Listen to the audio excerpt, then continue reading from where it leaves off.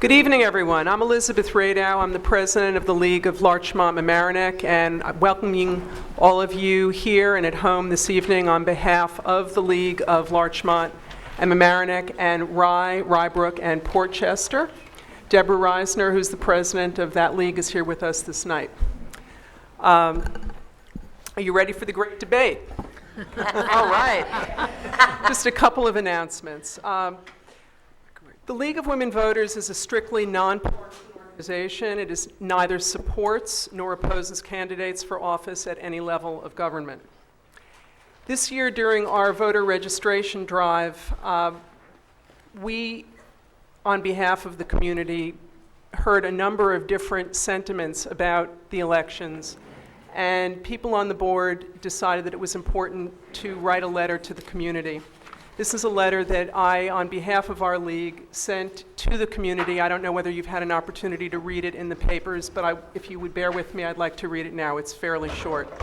Please make your voice count. Vote on November 2nd. Dear fellow New Yorker, are you thinking about not voting on Election Day? Please reconsider and vote. The League of Women Voters began with a challenging mission to give women the right to vote. We succeeded 90 years ago.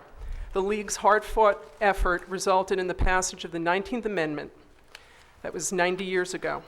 And then the 19th Amendment to the United States Constitution on August 26, 1920. And since that watershed event, the League, with its 850 chapters nationwide, has more than 150 members. We persevere in efforts to improve our system of government and influence public policy through citizen education and advocacy. These debates are an excellent example of the public education.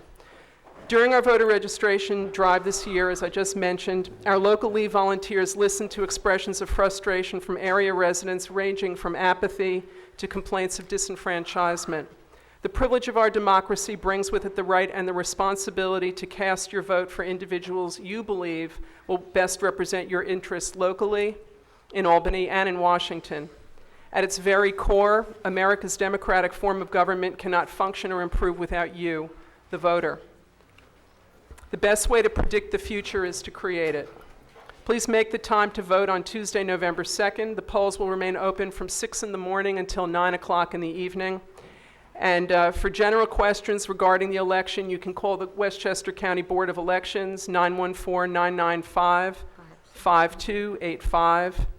For an absentee ballot application and filing deadlines, you can go to elections.state.newyork.us. And for information on the voter guide, you can go to smartvoter.org, or you can go to the table back here if you happen to be here, because we've got thousands of them waiting for you. So please let your voice be heard. Every voice counts. And now I'd like to introduce Nina Cuddy, who has worked tirelessly for this. She's going to thank other people. I want to thank her because she's done a brilliant job putting tonight together. Thank you.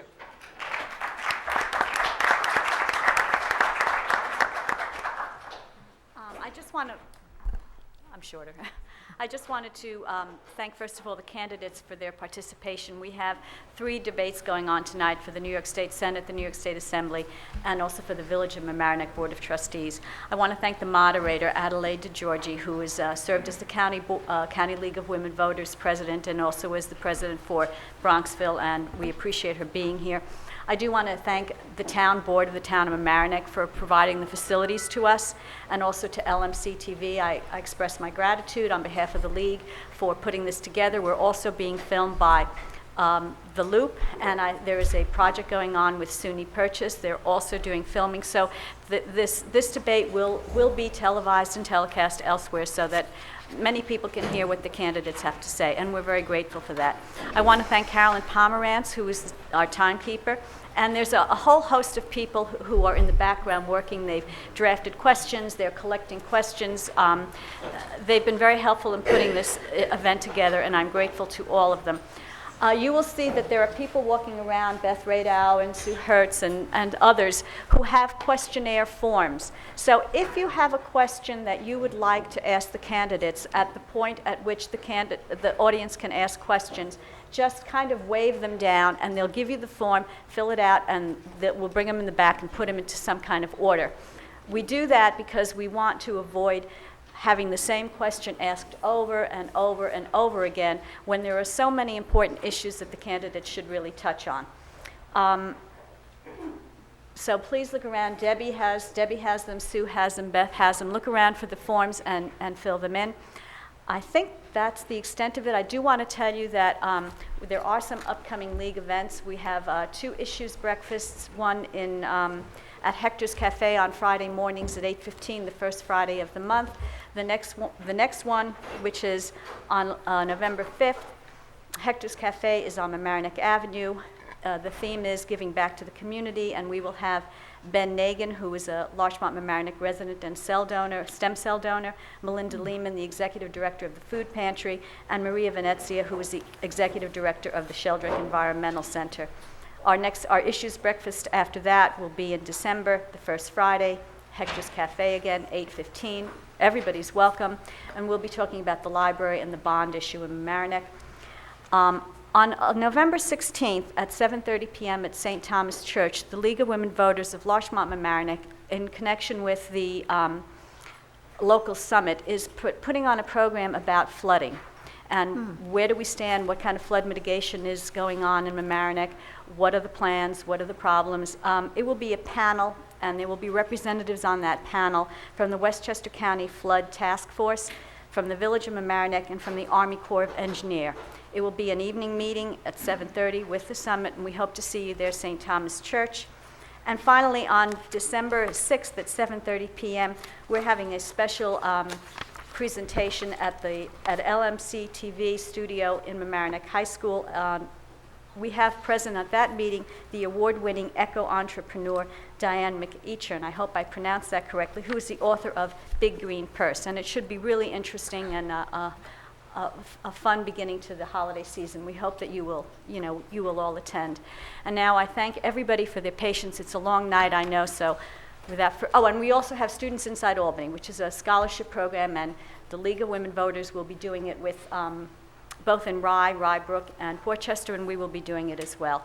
So keep your eyes open for further information on that. And sorry to have taken so long. I did try to do it in the New York way as fast as possible. So thank you, and it's now it's all up to the candidates. Thanks very much. Good evening. I'm Adelaide Digiorgi, as Nina told you, and I'll be moderating on behalf of the League of Women Voters. I'm not a member of this community, and I apologize in advance if I mispronounce anyone's names. Our first candidates this evening will be for the New York State Senate, 37th District, and we're here to hear their views. So it's important that we give each candidate the opportunity to make the best use of time allotted for the program. To that end, I will ask that you refrain from applause during the program so that they will have as much time as they can possibly have. No campaign material will be allowed, and please, by all means, I just did, turn off your cell phones and pages. And I will now talk about the ground rules for this evening's event. The order of speaking was determined by lot. Throughout the debate, I will rotate the order of candidate response. For all statements by the candidates, the timekeeper, right there, will hold up a 30 seconds remaining sign, and when at the end, she will turn it on to stop.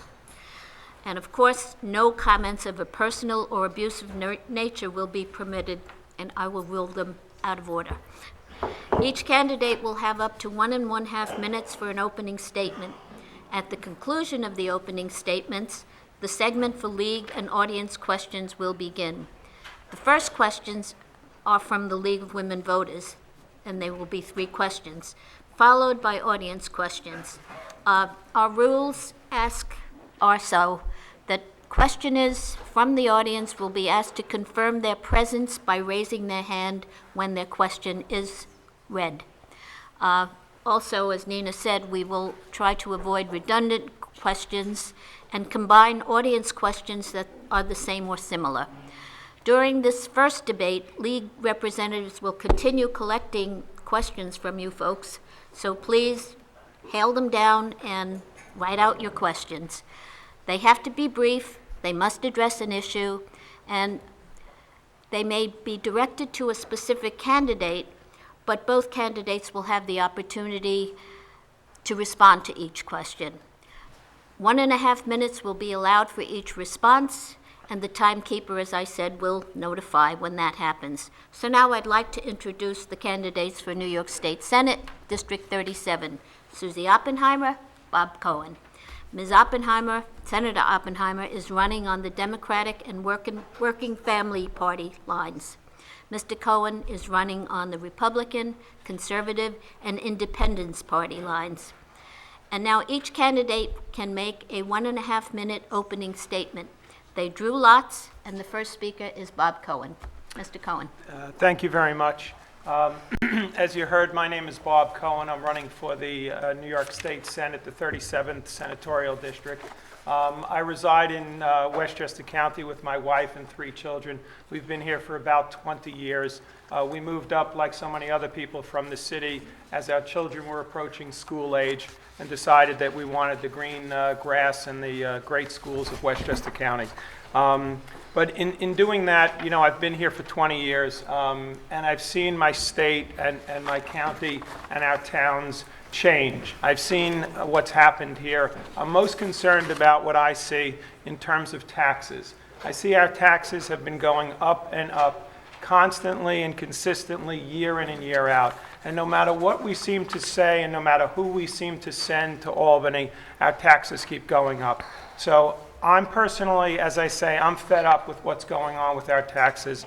Secondarily, I'm fed up with the dysfunction that I see in Albany. We time and time again, we send the same people back to Albany, and we have the same problems. We have an incumbency class of legislators that are in Albany. I think that we need to change that. We need to send new people to Albany with new ideas and new approaches to the issues at hand. So I'd like your support. Thank you very much. Senator Oppenheimer. Well, I'll begin by saying I understand that Albany is a very difficult place to accomplish anything, but I have managed to have the most extraordinary year. I have passed landmark education reform, which are the bills that led to us winning the $700 million in Race to the Top federal money. I also passed probably the landmark, well, the most important environmental bill this year in the legislature, and that is the Smart Growth Bill. But I'll try in very few seconds to summarize, because some of you may not know me, though many of you do, because, well, I'll start. I went to graduate school after Connecticut College and got an MBA at Columbia University. I then went down to Wall Street and handled certain industries in research for L.F. Rothschild. Then I was approaching 30, and we thought we had to start our family quick, and we had 4 kids in 6.5 years. That was a bundle. And I threw myself, and when the 4th child was expected, we moved up to the suburbs, into the same house we still live in Mamaroneck. And I first became the PTA president at the Central School here. Then I became, as you all probably know, the president of the League of Women Voters of this group. And from there, I went on to become mayor of Mamaroneck, actually the first female mayor in Westchester's history. From there, I went on to become a senator. Thank you, Senator Oppenheimer. Since you were not the first to open, you get to have the first question. And it is from the League. And the question is, what do you see as the biggest issue facing our state and our county today, and how do you propose to address it? Okay. I see property taxation as our biggest problem. I mean, we are all suffering. Our property tax is certainly very overburdened in this area. And I've been working very hard on that issue. That's one of the 2 issues that I've worked on most as a head of the Education Committee. I became chairman of the Education Committee 20 months ago. And I have passed legislation that I think is going to be beneficial. I have said, when I became chairman of the Committee on Education, I said that I wasn't going to entertain any unfunded mandates in my committee, So going forward, we're not going to have any more. But looking backwards, I said we have to do something about our past mandates. So I have right now the State Education Department reviewing all past mandates that are unfunded, because there's no use having them on the books if they're not doing their job. And if we think it's an important service and something that should be done, then the state should be paying for it. The other thing that I've been looking at closely at, and have passed several pieces of legislation on this, is called shared services. We are going to be looking at a number of things involving BOCES. BOCES, after all, has been around for 63 years, and they have done shared services for those 63 years. So we're now going to start looking at a regional bus system, which we think will be very beneficial to bring down the cost for individual school districts, and I'll continue later. Mr. Cohen. Thank you. You know, Senator, we actually agree on part of this issue. And I clearly believe that the biggest problem that we face today in Westchester County, as well as our state, is the property tax issue. For many, many years, for the last 20 or more years, our property taxes have been going up. But mostly in the last 5 years and 6 years, I have been, as I say, I've been going around door to door meeting a lot of people.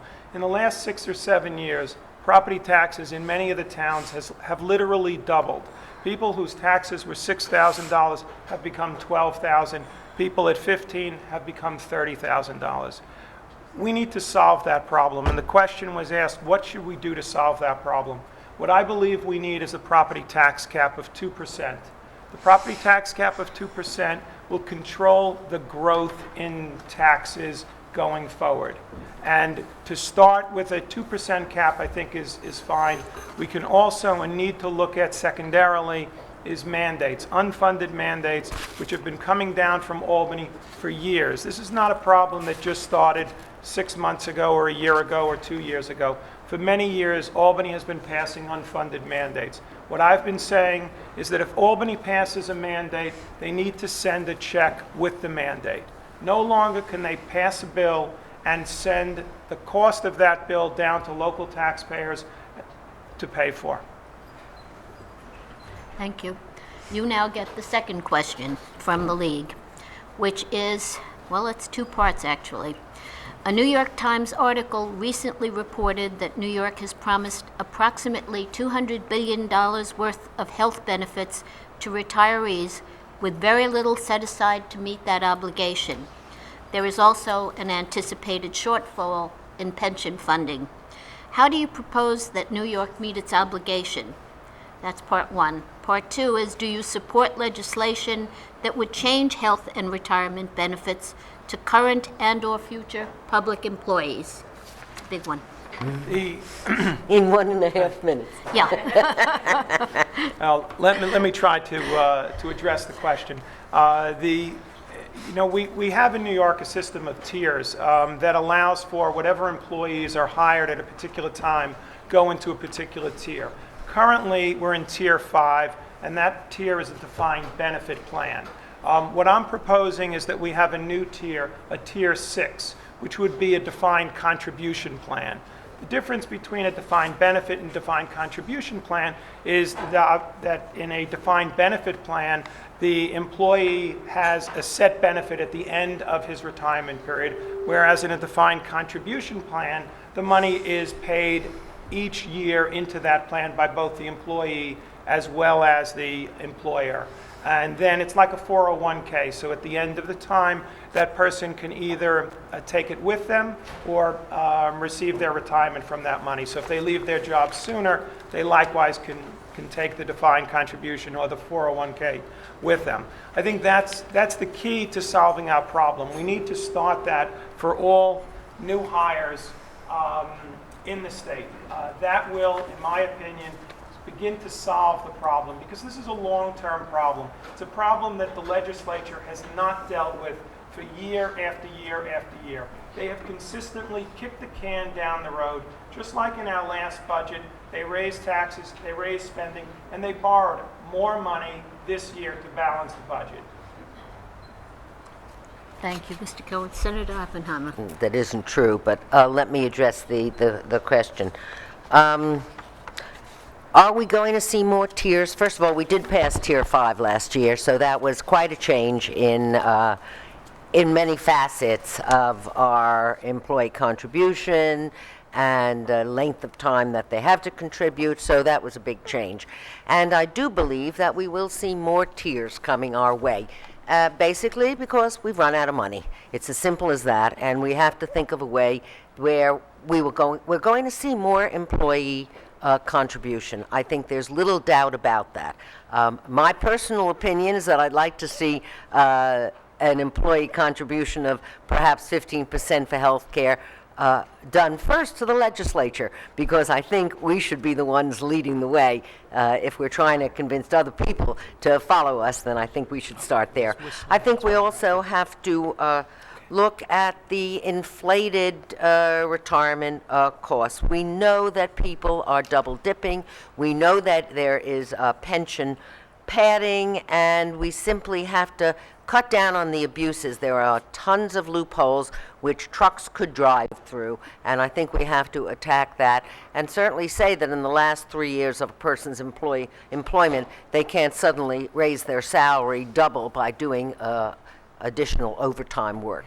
So I think there's plenty of areas that we can be saving money on. And right now we do have a combined benefit and contribution program through much of the state. I just want to ask the candidates and moderator to make sure that you speak into the microphones. We had a little audio problem. Did you hear me? Yes, Testing, thank 1, you. 2, 3. Senator Oppenheimer, the third lead question. Do you support or oppose a moratorium or ban on drilling for natural gas in the Marcellus Shale? Please explain your position.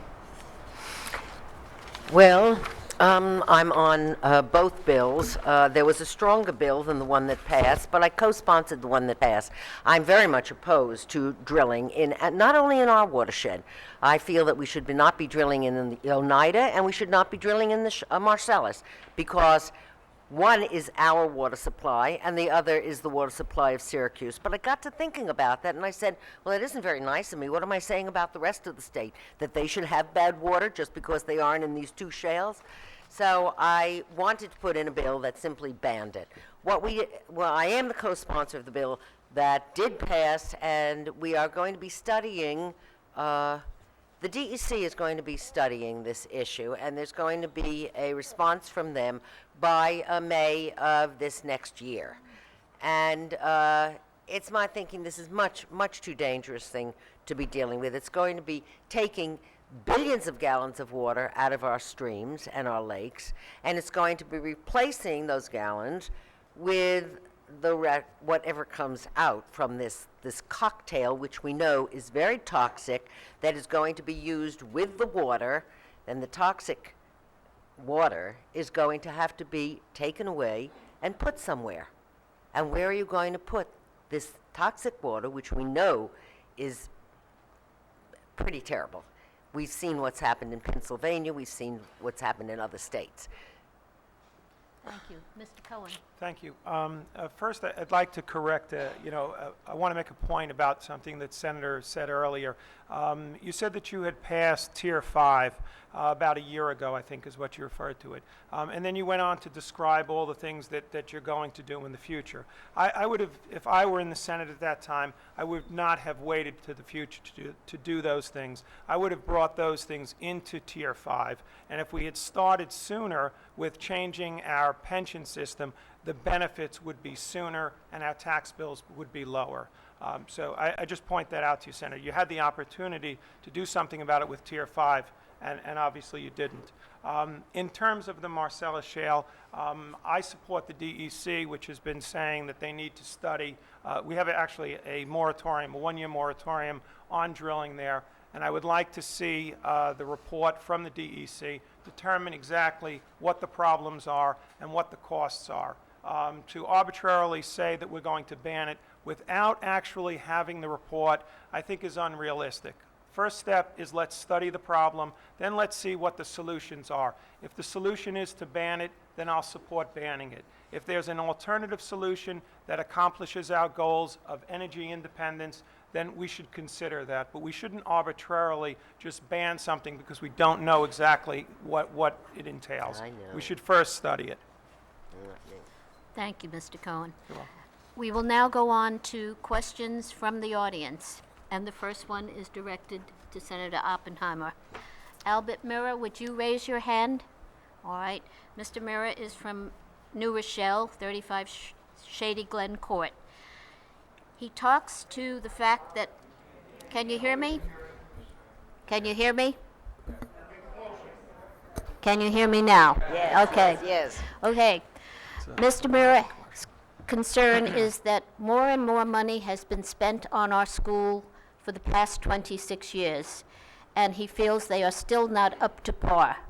Why do we spend money we don't have? Senator Oppenheimer. That sounds like there's a disconnect in those two statements.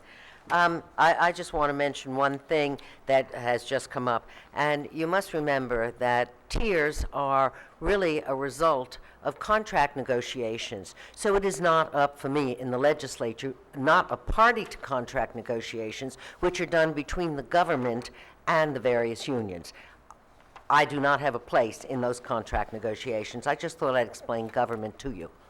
And then I also wanted to say that as far as my position on the shale, I have been for the last 26 years the top-ranked environmentalist in the New York State Senate. I have to speak loud and clear because there are a lot of people who don't agree with me, and very often it's our industrialists and our major corporations that want to do things that I feel are harmful to our environment.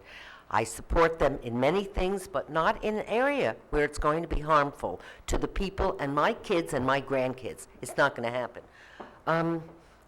Oh dear, what was I to ask? That was good. Mr. Cohen, did you wish to comment? Do you want to answer the question, or I forget. What was the question? Okay. do you want to speak I into will the mic? repeat. The I know I concern have 30 about the seconds. cost of, over the and- 26 years, how our school costs have gone up, and why are we spending money we don't have? That was, she still has time. I would say that we unfortunately did have to cut back pretty seriously on education this year, $1.4 billion, and I know my opponent thinks that was unconscionable. We tried to put back $600 million into the Senate resolution on the budget, and unfortunately that money was vetoed by the governor. Would you comment, Mr. Cohen? Sure. First off, you know, the cost of schools continues to go up. I'm sorry. Can you hear me now? It's like, Yeah. This is like a Verizon commercial. Can you Yeah. hear me now?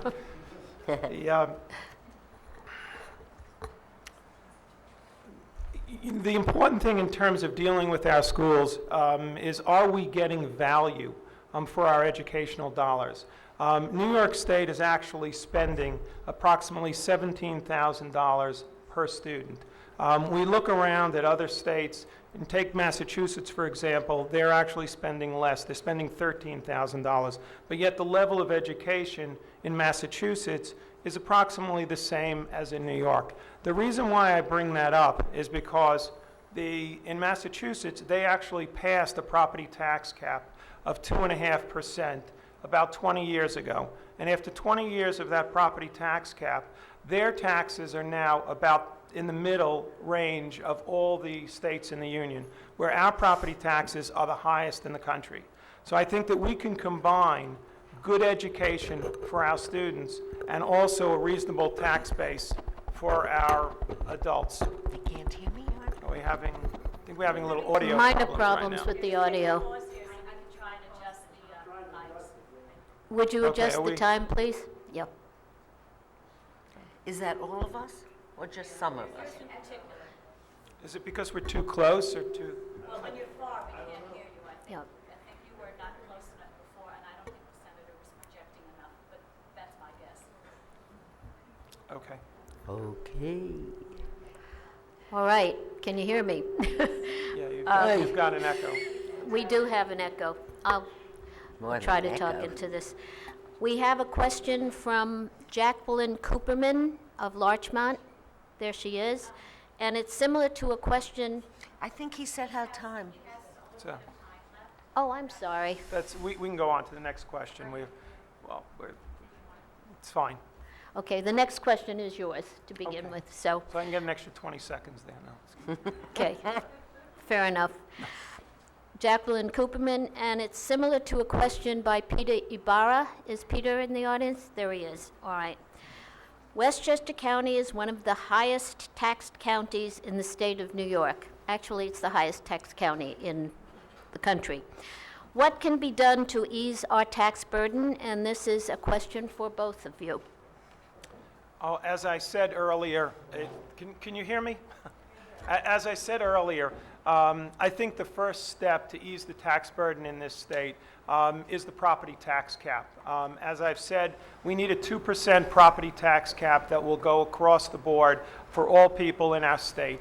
We've seen too many of our businesses, too many of our people effectively vote with their feet and leave the state of New York because of the high taxes. We're the highest tax county in the country, and then we're the third highest taxed state in the United States. So we're literally taxing our people out of the state of New York. We have to get control of that. As I said earlier, part of the problem, I believe, is unfunded mandates that are coming down from Albany that we need to, as I say, we need to send a check if we're going to require something coming down from Albany. So I think the first step is control of property taxes. I think the second step would be to implement as I said earlier, a defined contribution plan as opposed to our current system, which is a defined benefit plan. Approximately 70% of the costs that associated with our schools relate to salaries, pensions, and fringes. If we're going to make changes there, those are the big drivers. That's where changes have to be made. So my first, as I say, those are the two big ones that I would like to see enacted into law. Thank you. Senator? I did vote for the property tax cap, actually 2 times in the last several months. But my belief is that that really is not a cost cutter. All that's saying is that you can raise taxes 2, 3, 4% every year. That's certainly not going to cut our property taxes. So in my role as chair of the Education Committee, I have put in place and passed, and it's signed into law, a number of things that I think can help.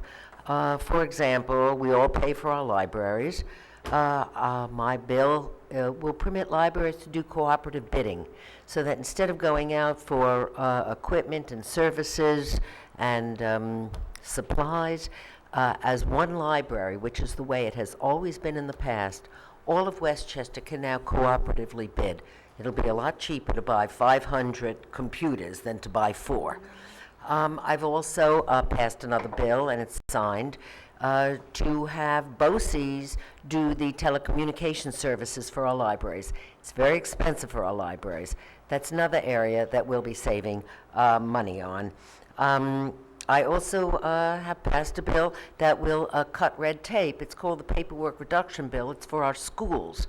Our schools now fill out 150 forms. Some of them are duplicative. Some of them are almost identical, except for maybe 1 or 2 lines. I've said that has to end. We have considerably cut back on it. Thank you. I have a question here with no name or address, but it's regarding charter schools. Would anybody like to identify themselves? Otherwise, I can't put the question forward. All right, so much for that question. The next one is for Senator Oppenheimer, and it's from Joe Polchinski, I'm sorry. There you are, all right. How do you recognize the support you receive from the teachers' union with your position as chair of the Education Committee? I work with everyone, and I have always been able to work with everyone, and that is why everybody said the education reform bill could never be passed, and it was because I was able to get everyone to work together that we have the education reform law that got us the $700 million. I had people sitting down together. In a million years, you wouldn't have thought it could happen. Can you envision the charter school people sitting down with United Teacher Federation? I mean, it's almost unbelievable. And they would call me up and say, it's impossible, we can't talk to each other. And I'd keep saying, go back, it is for the kids. You have to sit down. And we got these bills, which were quite remarkable. And it's because everybody feels that I am in this because I love kids and I love education. And this is something that I've wanted to be, the chairman of education, ever since I was a PTA president at the school next door. And that was 40 years ago, or maybe 35 years ago. And that bill is a remarkable bill.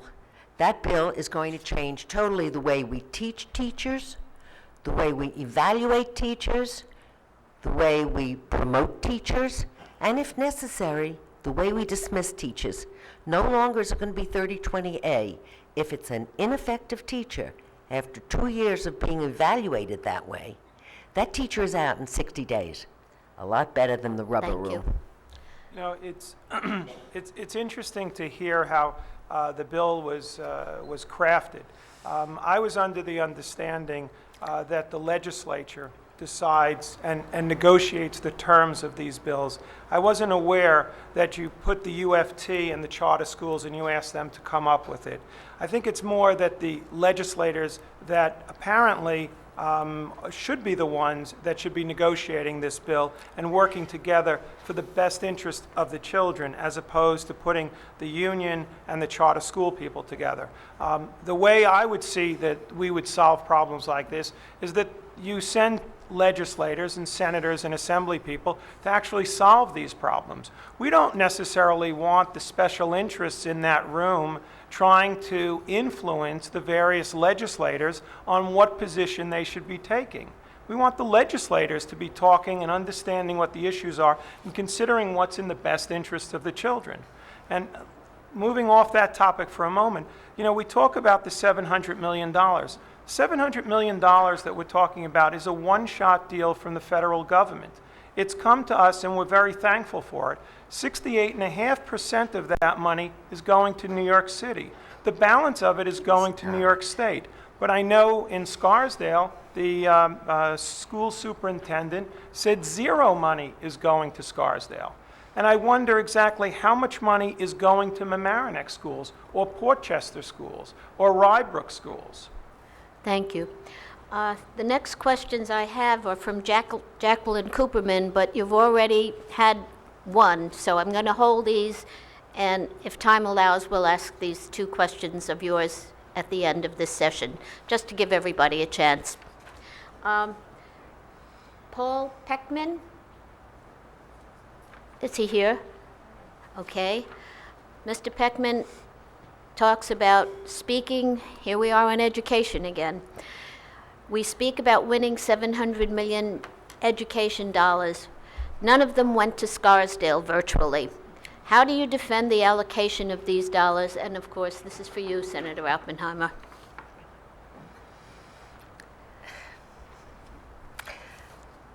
This is so specious, it's really a little unsettling.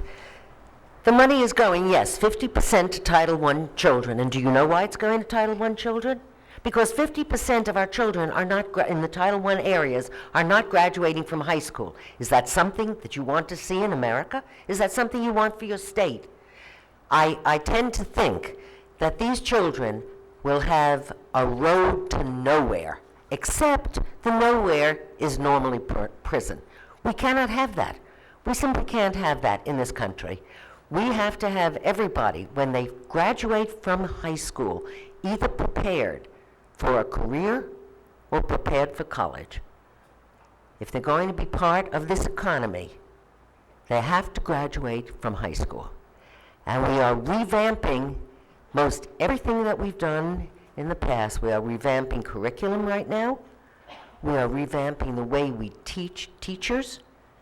No longer will it simply be A grades coming out of Bank Street College of Education. There's going to be a way to teach teachers how they can enhance their classroom and involve their children in the study. And that takes a lot more than getting A's on tests. It takes a way of teaching. And that we're going to be reteaching teachers. We're also putting in place a longitudinal data study, which will be of value to every single affluent school district in this state. Thank you. Mr. Cohen? Could you repeat the question again, please? Actually, I think it was written and kind of restated. And the question was, regarding the $700 million of education dollars, virtually none of that went to Scarsdale, as Mr. Peckman points out.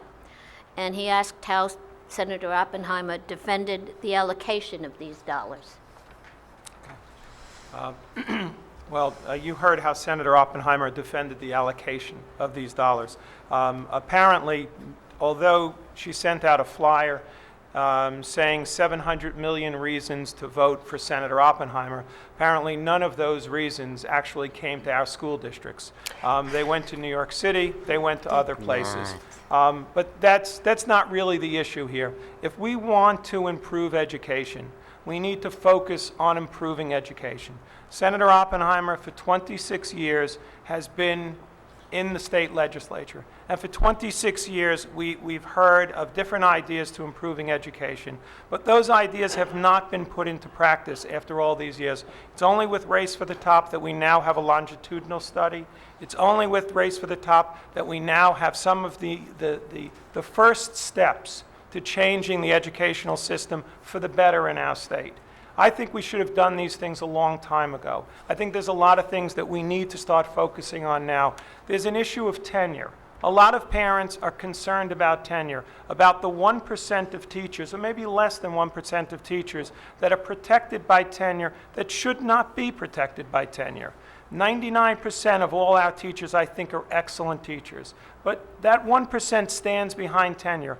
There's a proposal out there that I support that would change tenure from a lifetime tenure to a 5-year renewable tenure that would incorporate, excuse me. You can finish your sentence. That would incorporate peer studies and schools and student scores to determine the quality of teachers going forward. Thank you. We'll only have time for one more question, and I'm choosing something other than an education question. Jacqueline Cooperman, your question on what do you see, and you start with this one, Mr. Cohen, as Westchester's role in helping the MTA. Do you have any ideas as to how to control MTA costs? You know, as we all know, we have in this state something that Senator Oppenheimer was the 32nd and final vote to pass, the MTA payroll tax, which is a tax on the 12 counties, on every business, every hospital, every nonprofit, every business or sole proprietorship to pay the tax to support the MTA. I am supporting the repeal of that tax. That tax is, to me, is unfair to many people. And the question really is, if you're going to repeal the tax, where is the money going to come from then to support this service? Well, one of the things that I think that we can do in the state is look at, or with the MTA, is look at the bus service. There's been a number of studies done outside of New York that says if we privatize the bus service, we could save upwards of $1 billion, $1 billion on the MTA cost. So if we begin down the road to actually look at our problems and come up with ways to solve them, we have to look literally outside the box. We can't just put on a new tax and then dial it up. We have to look at new ways to solve these problems. And one of them I would suggest that we could certainly study and that I would support would be something like privatizing the bus service. It could save us upwards of $1 billion. Thank you. Senator Oppenheimer? Well, I think everybody's against the MTA tax, including all of us that felt that there was no other answer. I was able to save the property tax payer in our school districts because I got the MTA tax omitted from schools, so that schools will pay it and then they will get reimbursed by the state. That was my direct intervention with the governor and with the budget, and we are hopefully going to see that money returned to the schools within the next few weeks. Also, I actually wanted to hop to something else if I can. You still have time. Okay, good. As far as tenure, we are going, part of these new teacher evaluations, we are going to be evaluating each and every teacher every single year. So if a tenured teacher is deemed to be ineffective 2 years in a row, that teacher is going to be out in 60 days. There's an appeal procedure, but that's including tenured teacher. So I think it isn't tenure so much as the problem as getting the ineffective teacher out of classrooms. We do not want our children being taught by ineffective teachers. It is very hard to make up that year if that child has missed the year because the teacher was not doing a good job. Also, the longitudinal data study is something that's quite unique. It will track every single child from pre-K through college into graduate school. This was so interesting that the feds put up half the money, $20 million, and we're putting up $20 million. Thank you. Now it's time, sorry, but we have run out of time for questions. But it is time for the candidates to make their closing statements. And they will do so in the same order in which they made their opening statements. And so, Mr. Cohen, you're up. Thank you. Well, I think it's clear, that we have a decision to make. We've had Senator Oppenheimer represent us in Albany for the past 26 years. And quite frankly, I think that it's time for a change. We realize that the dysfunction in our state is almost biblical in proportion. We had a state that was shut down for 6 weeks 2 years ago. We have great issues that face us. We look at the corruption scandal that erupted today and that we'll probably learn more of in the next few days with the state Senate. These are issues that really go to the core of who we're sending to Albany. The incumbency class, as I call it, are people who have gone to Albany year in, year out, and have basically done the same thing. They haven't changed the system. And we really need to begin to change the system. And in order to do that, we need things like term limits. We need nonpartisan redistricting.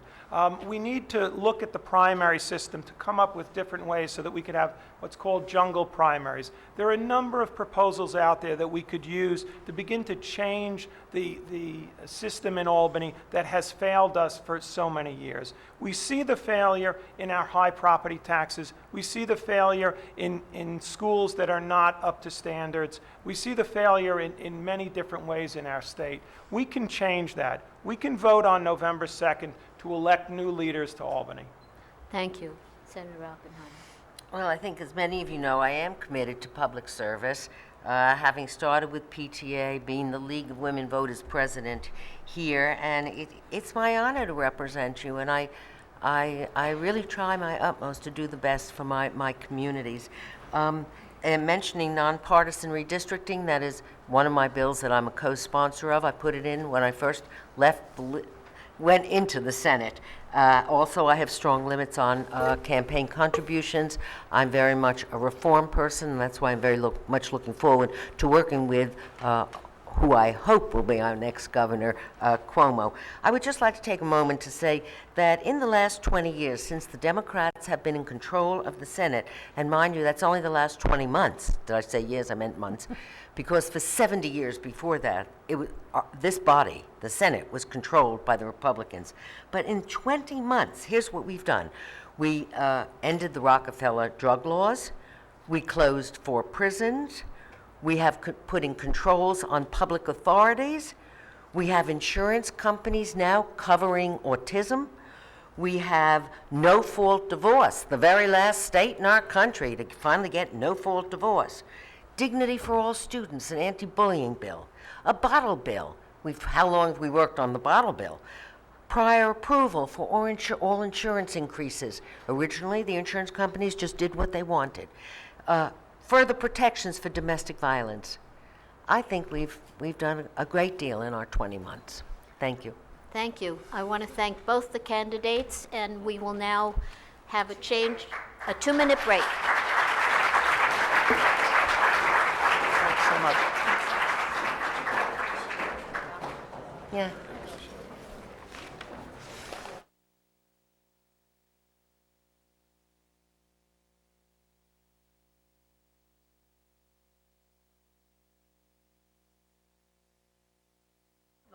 But one of the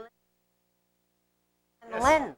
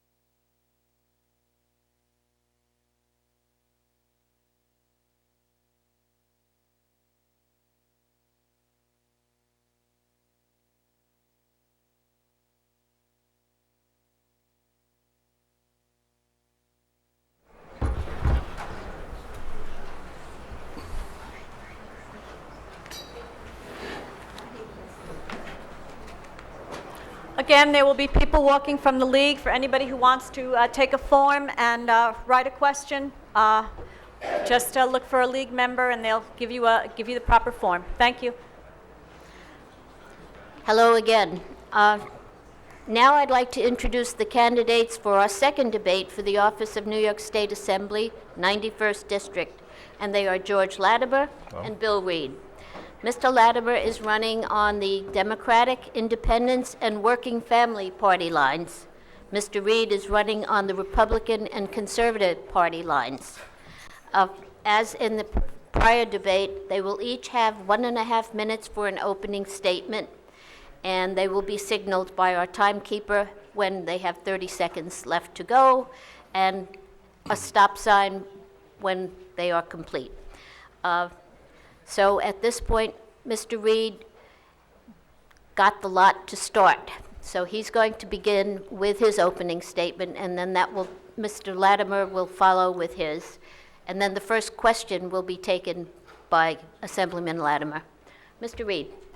Thank you, and thank you all for being here. This is a great opportunity, and I'm glad to see so many faces here tonight. I'm born and raised in Mamaroneck, and I'm a veteran. I'm a lifelong musician, which probably begs the question, what are you doing here?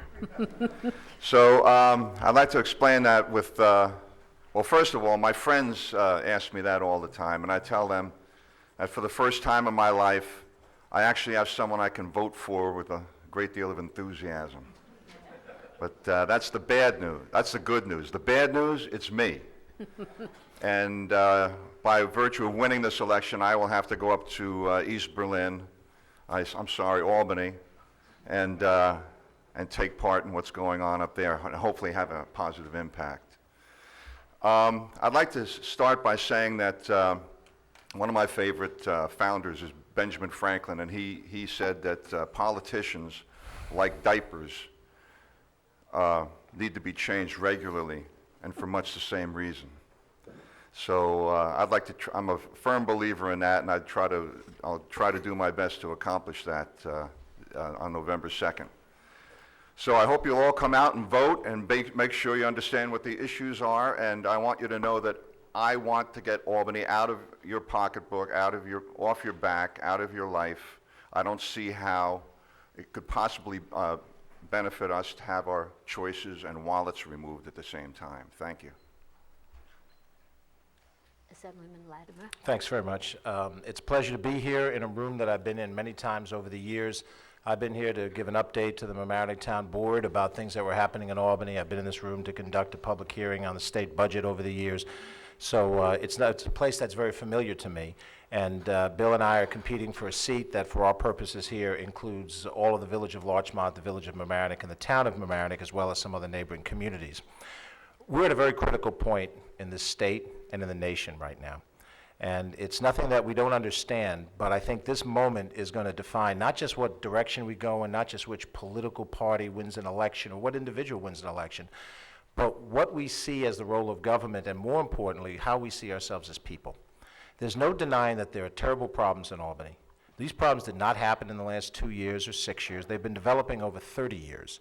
And they have been things that we have seen growing slowly, and now that they're at critical situation, there's great anger. And the anger is not misplaced, but anger is not an answer. Anger isn't action. Anger vents the way you feel. Some people will tell you it's the Democrats' fault. Some people will tell you it's the Republicans' fault. And the truth of the matter is, everybody, both political parties, share that blame. The question now is, how do we go forward?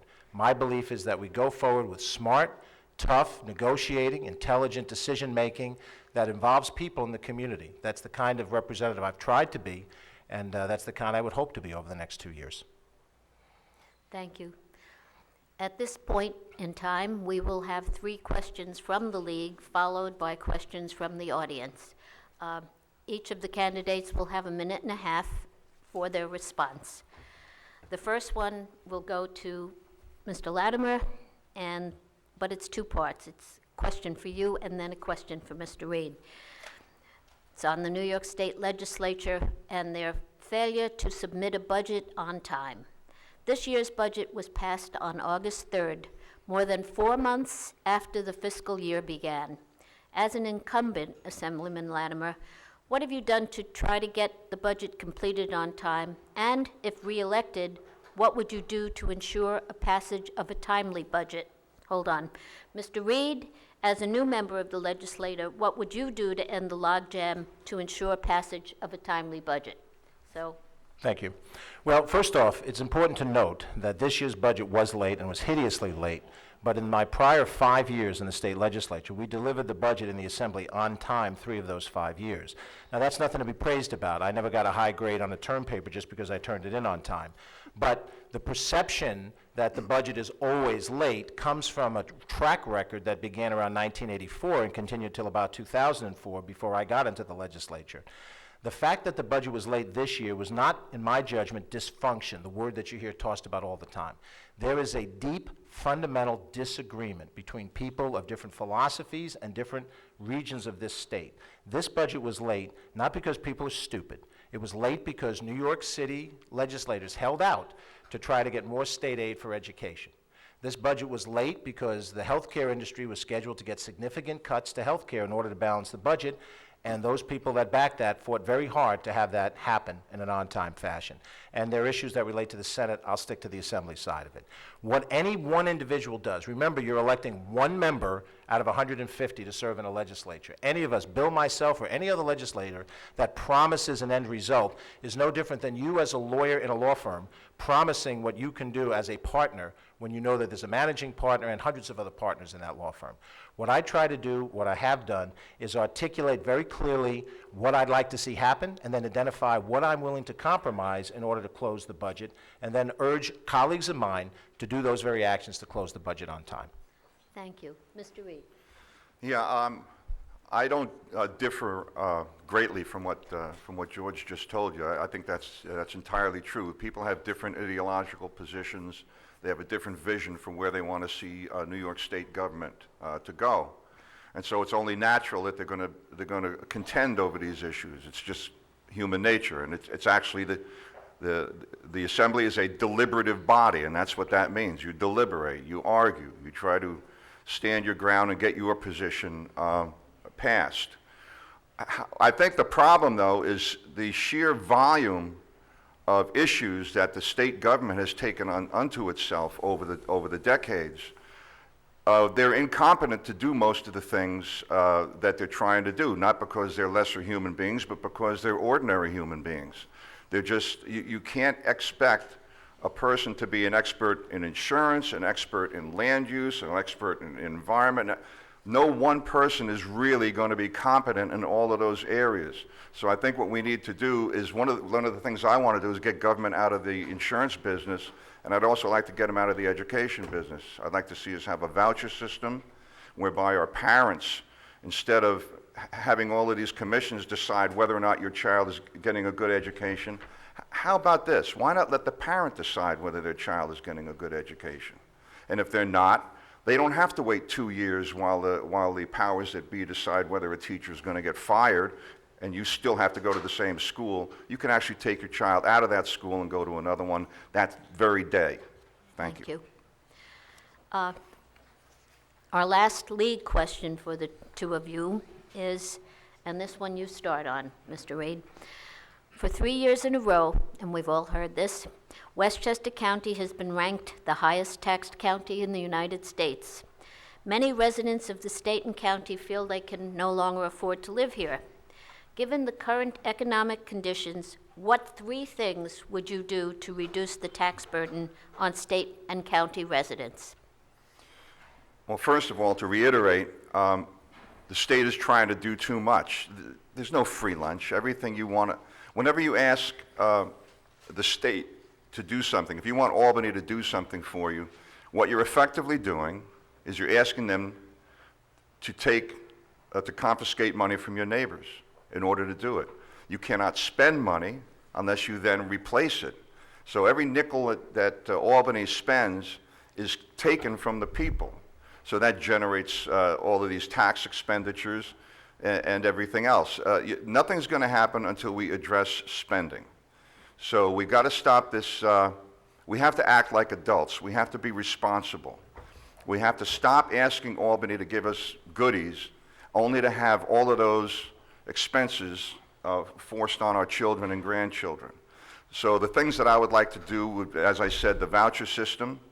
I would like to get New York State at least out of the healthcare insurance business so that we could let the insurance companies provide us with the products we actually want. For instance, a health savings account along with a catastrophic health care plan that you could have at the age of 18 for something between $50 and $100 a month. And that the health savings account would provide you with an IRA-like supplement to your retirement, and you'd be covered soup to nuts if you should happen to get sick. And you could carry that with you your entire life and not have to be stuck with an employer or worry about pre-existing conditions. Mr. Latimer. On the area of property taxes, Westchester County and Westchester, not just the county government, but Westchester is one of the highest or the highest property tax in the nation because of decisions that are made in Albany.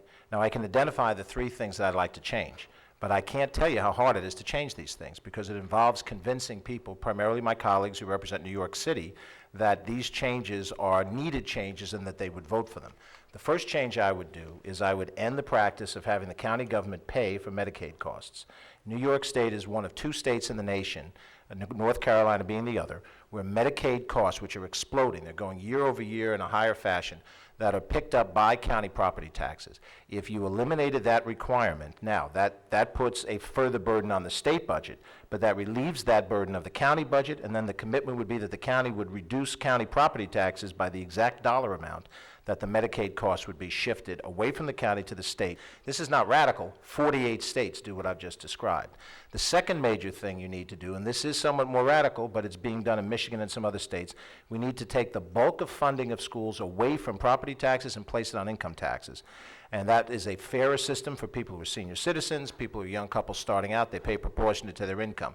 The transition to do this is extremely difficult, but that's the path it has to go in. The third thing that I would do, and this we've done some elements of, is to identify non-property tax revenue sources, revenue that can be raised without having property taxes raised. We have passed hotel occupancy tax in Rybrook, a couple other communities. That helps. I have a bill to allow naming rights for municipal, I'm sorry, I went over the limit. Forgive me. Thank you. Well, you got the three in close.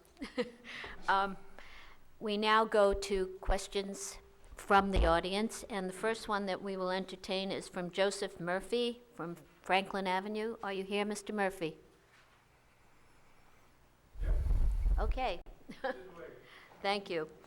Your question is, and this is for both candidates, what is your opinion on the subject of consolidating school districts to achieve an economy of scale? And if you agree, how would educational excellence be achieved?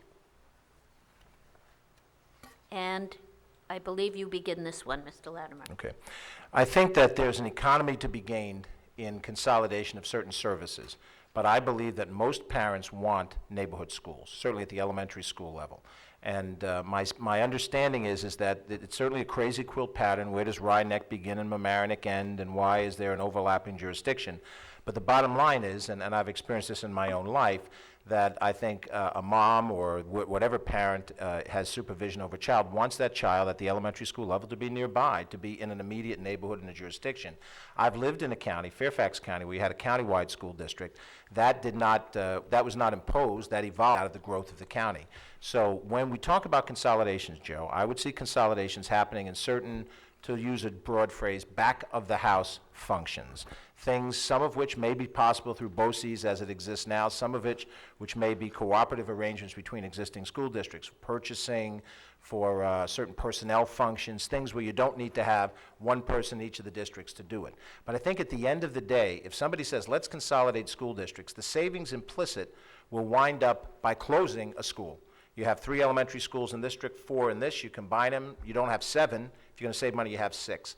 And I don't think that's what people in this area want, to lose their neighborhood local public schools. So I would say consolidation begins with back-of-the-house functions and then evolves from that point forward. And I think there's savings to be had in the short term if we did that immediately.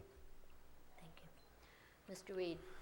Yeah, again, this is an issue that that could be completely obviated by by a voucher system, or at least an improvement in the charter school system.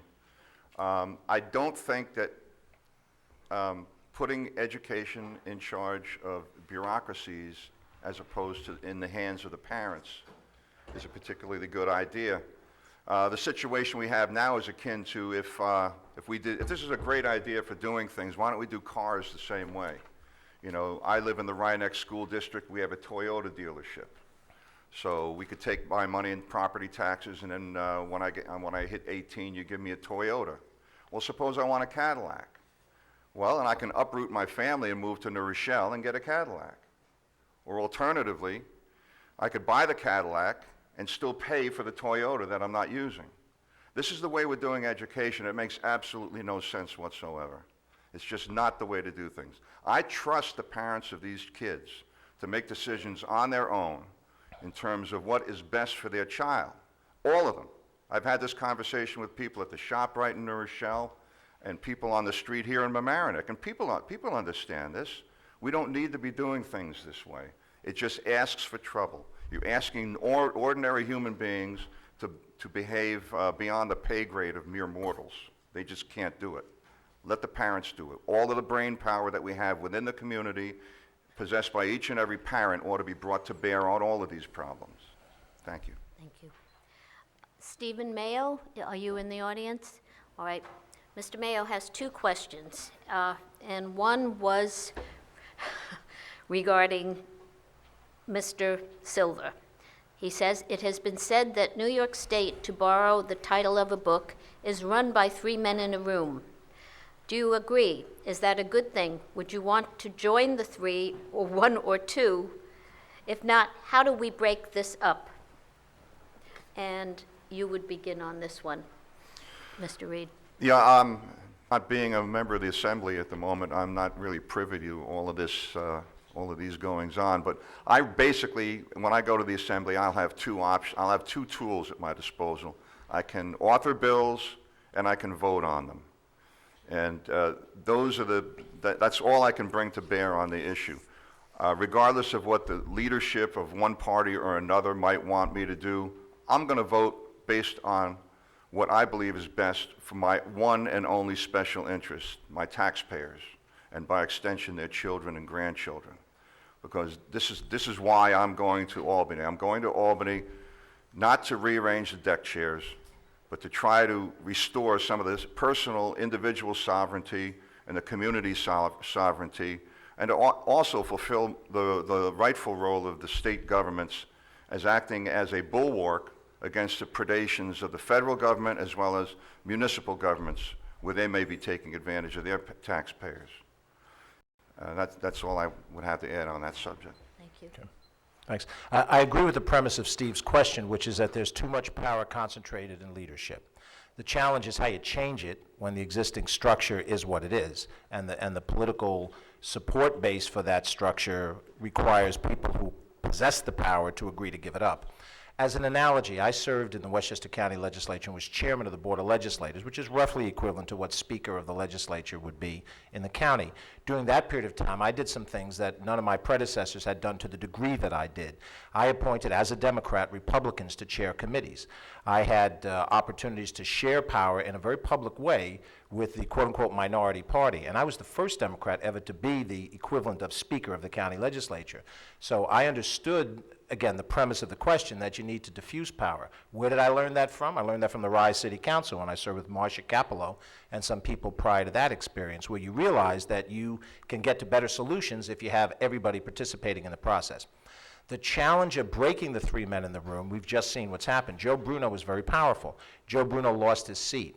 You didn't get a better result in the Senate, you got chaos in the Senate. So the underlying reality is that the power base of one man in the room in our chamber is the basis of New York City legislators. There's 12 from the Bronx and 12 from Manhattan and 19 from Queens and 21 from Brooklyn, and they support a powerful speaker that they can arrange. I think because of the crisis we're facing, we go after individual reform efforts, and I'd be happy to be, I've hit the stop sign, I'll be more specific and would be happy to do that as a follow-up. Thank you.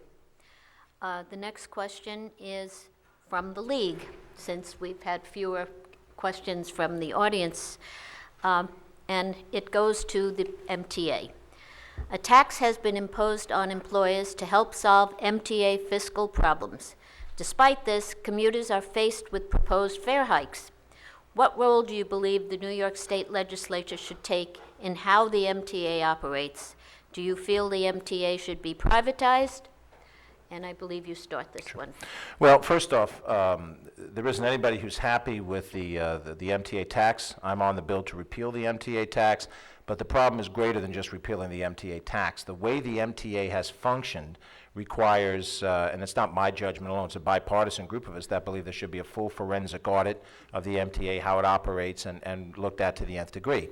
But let me say quite candidly, for the state government, which has not done a very good job of managing our own shop, to turn to the MTA and wag our little finger at them is a bit, insincere at best and hypocritical at worst.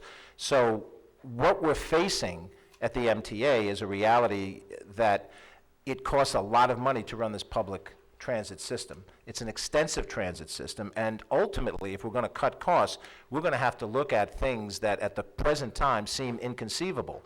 Every major subway system in America shuts down for a few hours at night. Our Metro-North system does as well. The Long Island Railroad doesn't. The New York City subway doesn't. And that's something we have to consider to determine, is there a cost savings to be gained by fundamentally changing the level of service? Now, in a room full of Westchester people, what I just said is not outrageous. In a room full of Brooklyn people, people are fashioning the nooses by the back door. I'll never get out of here alive.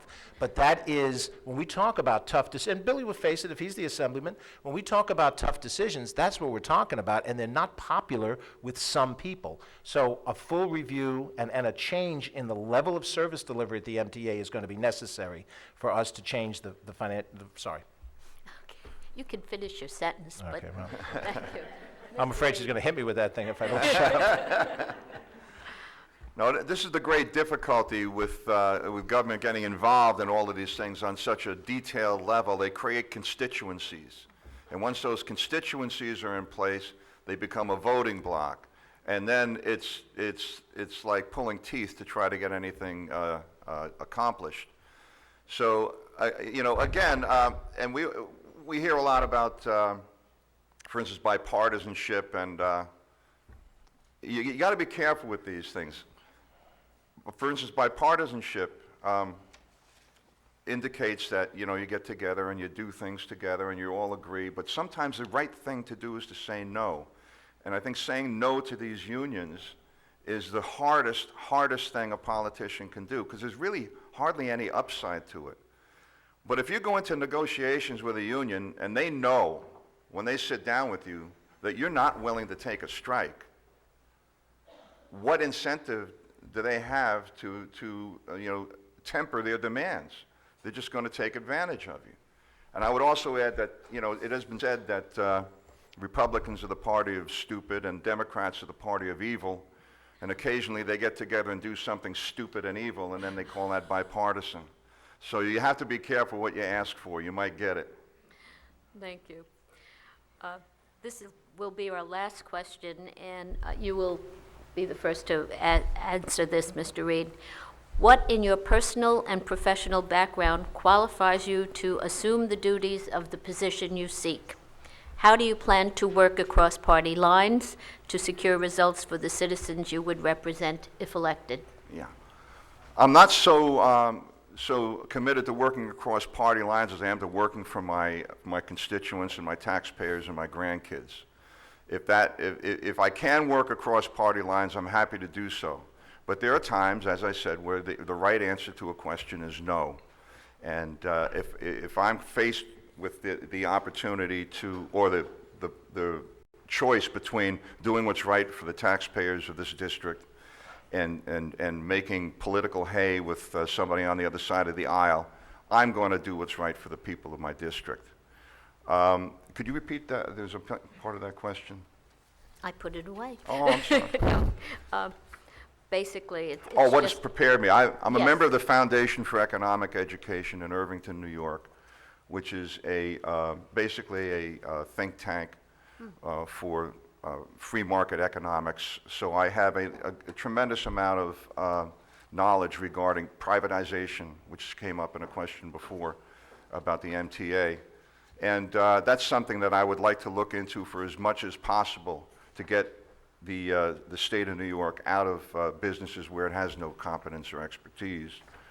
And I'm also a member of the foundation, the Milton Friedman Foundation for Educational Reform, which is where I get a lot of my information regarding the efforts as evidenced by the movies The Lottery, Waiting for Superman, The Cartel, and a new one coming out called The Rubber Room, which address the need for a voucher system or a charter system. Thank you. Assemblyman Latimer. You know, on the personal level, I grew up as a blue-collar kid on the south side of Mount Vernon. My father was a maintenance man, my mom was a factory worker. I learned a lot in my early years about what it is like to be in that type of an environment. I was one of the few only white kids in a primarily African-American neighborhood. Years later, I had the opportunity, after grad school, to work in corporate America for 20 years and to learn a little bit about how major corporations operate, how they think, how they organize themselves. And I learned from that experience how to look at issues to the best of your ability as pragmatically as you can, understanding that there are principles and there's philosophies, but there's also a time to attend to the bottom line, and that the bottom line has to be addressed if the business is going to be structured and function and go forward. I've tried to take those experiences into my public career, and I haven't always been good at it. There have been times that I've done things that I've subsequently thought twice about and made a bad vote, perhaps was intemperate in a thing that I said. But what I do believe, and I do believe in working across party lines, not to compromise what you believe, but to recognize something that we as a nation better recognize. For anybody in the audience who's liberal, the conservatives are not going away. Anybody who's conservative, the liberals are not going away. And for those of you who are moderate, you're going to continue to be there and be moderate. We cannot survive as a country if we're going to make every battle over an idea a battle of attack, personal attack, hatred, you're not American, I don't believe in you. If I can't work with a Republican mayor of a village or a Republican city mayor, then I'm not a very good public official. And I want to be a good public official. Thank you. We have a few more questions and a little more time, so. Sure. 5 minutes, okay. And this one would go, you'd begin this one, sir. If elected again, would you support changing the primaries from September to June in order to allow more time for candidates to campaign in the general election? And explain your position. Yeah, I don't want Billy to think that's a setup question. I just did an op-ed piece on that point. I have long felt that September primaries are incumbent protection plans, and I have long believed that we should have primaries in June. If you read the article or didn't read the article, it's very simple. You're on vacation for the summer, kids go away to college, or kids are having vacation time, you come back 10 days after Labor Day, you make a decision about who should be your candidate for governor, for senator, for a state assemblyman. It's wrong. And I understand why it was done this way. It's so that the incumbents have an advantage over a primary challenger, and then the challenger from the other party has 7 weeks to organize themselves, which is hard to do. You know, any of us who've ever run can attest to that. A June primary, in my judgment, makes sense. The problem is getting incumbents who benefit from the existing system to agree to change the system that they benefit from. And that is extremely hard to do. But as a point of principle, I think it's the right thing to do. And I've said that over and over again. And I join forces with anybody of any level of government that agrees with that to try to help make that happen. Thank you. Yeah, I think that sentiment holds true with regard to getting people who are benefiting from a system to change the way they're doing things. With regard to the education system, where the chairperson in the Senate, for instance, Suzi Oppenheimer, gets money from teachers' unions. So she's going to be very loath to make any changes in that system. So that's something we need to consider. But there's also another thing to consider with regard to changing that primary date, which is that as a veteran, I'm very, very disturbed that so many of our military are not going to be able to cast a ballot in the coming election. This is just despicable that they can't do this. These are the people that are putting their lives on the line so that we can have elections, and they're being denied a voice in these very elections. For that reason alone, we ought to change the primary date.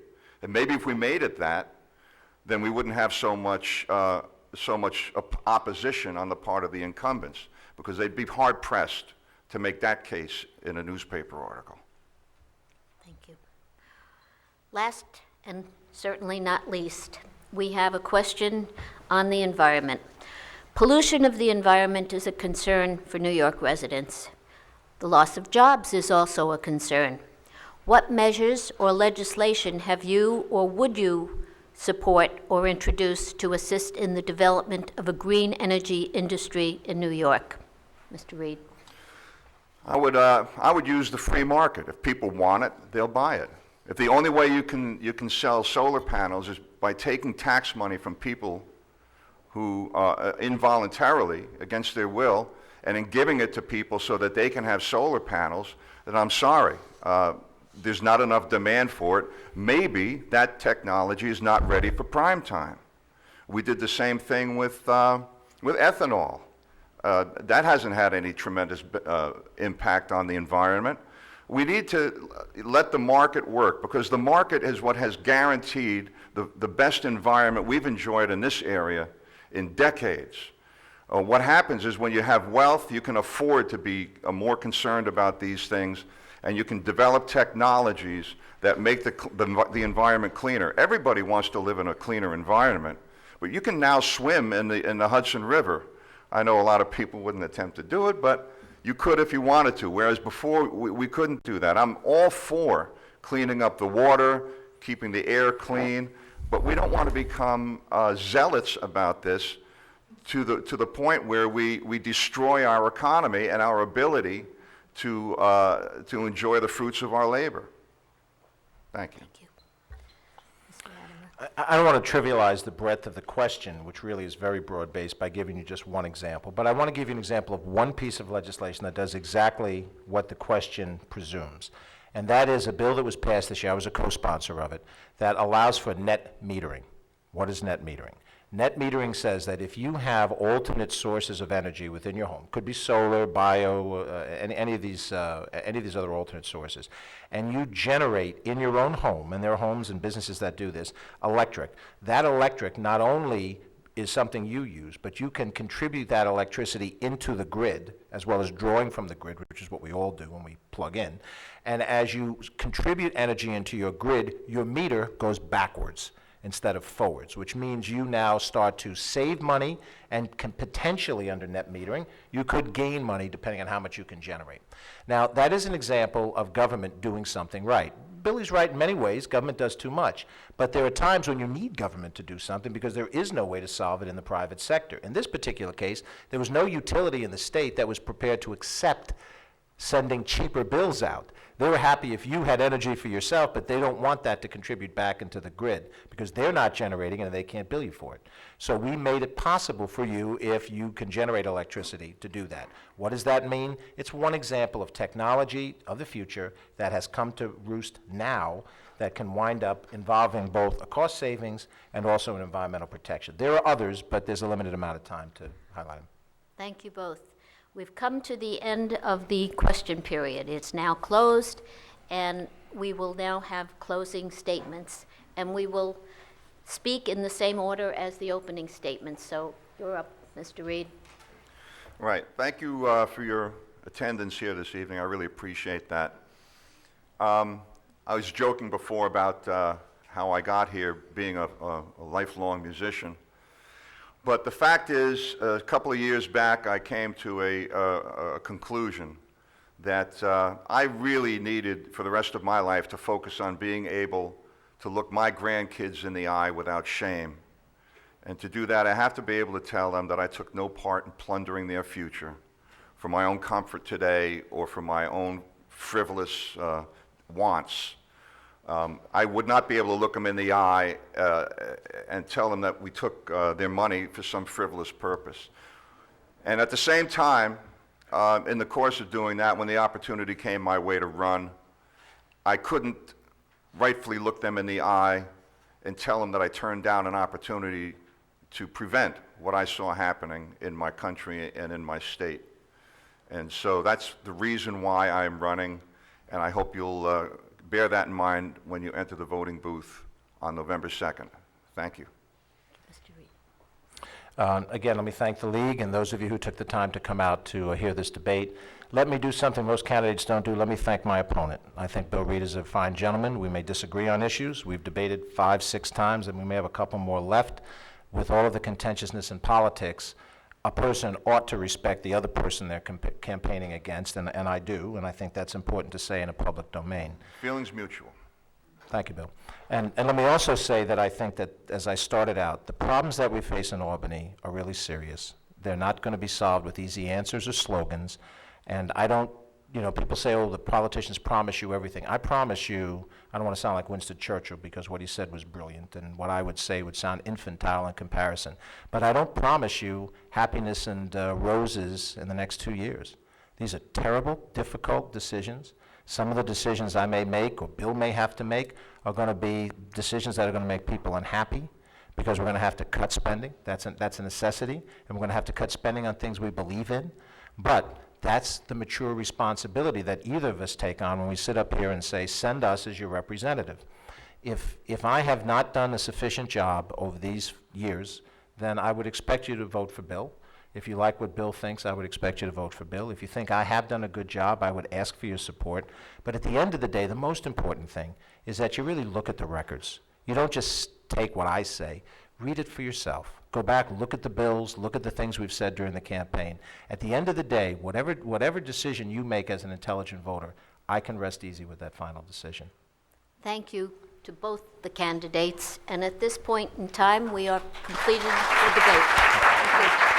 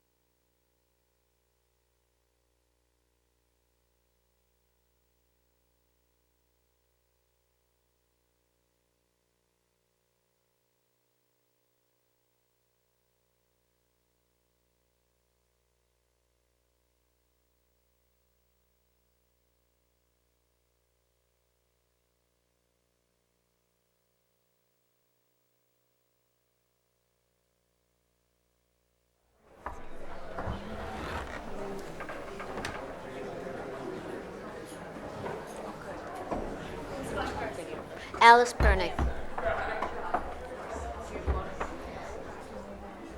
you have a fresh cup? You should have a jug. Oh, I'm okay.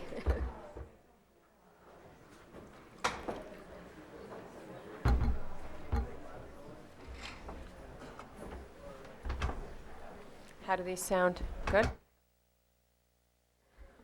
Let's hear How's you. it sound? Good? Good.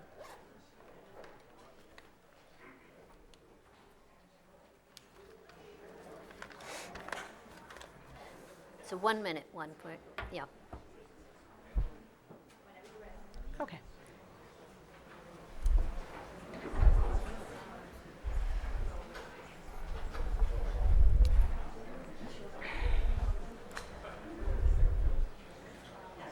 Are we ready, I think? We're ready, We let whenever people you're sit. ready. Okay, I just wanted to let people Yeah.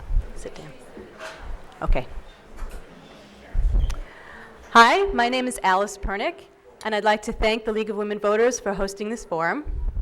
I've spent my entire career working for the public good, both as an attorney and as a community volunteer. And now I'm running for this very important position. The most important work of the village court is to dispense fair and unbiased justice in every case. I have a broad legal background. I've worked in both state and federal agencies, including at the New York State Commission on Judicial Conduct, where I developed a deep understanding of how to run an ethical courtroom. Another very important function of the village justice is to manage the court in an efficient manner, and I plan to work closely with the professional management of the village, which is responsible for supervising the court staff, and also to maintain efficiency in the courtroom itself by respecting the time of those who come before the court.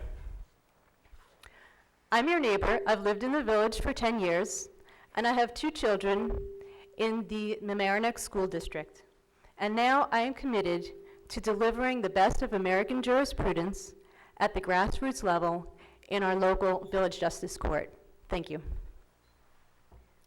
Ms. Dericho. Thank you. Hi, I'm Christie Dericho, and I'm running for justice in the village of Mamaroneck. Thank you to the League for inviting me here today to speak at the debates. As a former League president, it warms my heart to see such a fabulous example of democracy in action. As some of you may be aware, judicial candidates are restricted in what they can discuss during a judicial campaign. So let me just tell you a few things about my qualifications, which I feel will adequately qualify me to serve as village justice. I'm admitted to practice law in New York State and New Jersey. I'm also admitted in federal court. I have practiced in the local courts, federal courts, and in the state Supreme Courts. This has given me tremendous exposure to how various courts are run. The areas of practice that I have worked in include landlord-tenant, general practice, including real estate, acting as a transfer agent for co-ops, estate work, will drafting, probate. I've worked in a variety of areas. I started my own practice in 1997. I worked on the 18B assigned counsel panel for misdemeanor criminal matters. I've handled civil litigation with representing both plaintiffs and defendants. I've handled zoning and planning board matters, and I've represented clients for code violations. I have picked jury panels. I have also tried numerous cases to verdict. On November 2nd, I ask you to vote for me as the first female justice of the village of Mamaroneck. Thank you. Thank you both. Thank you.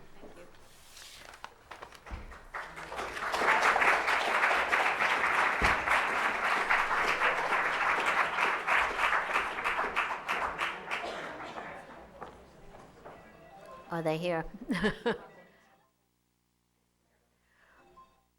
We will now have the debate for Mamaroneck Village trustees as soon as they enter the hall.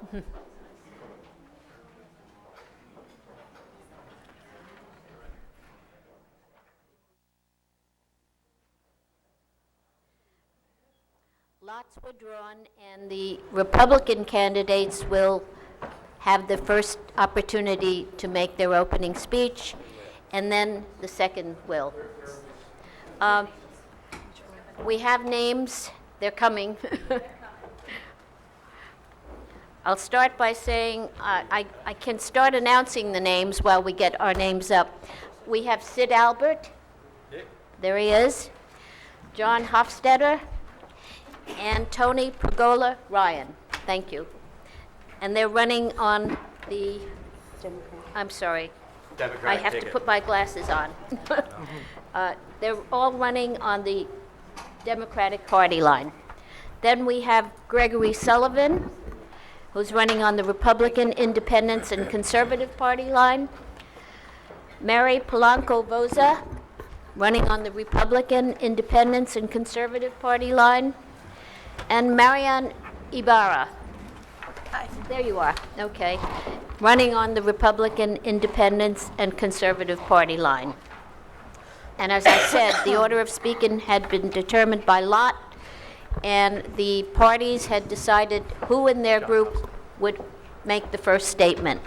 So we are having someone from the Republican side making the first statement. That will be me. And that will be Gregory Sullivan.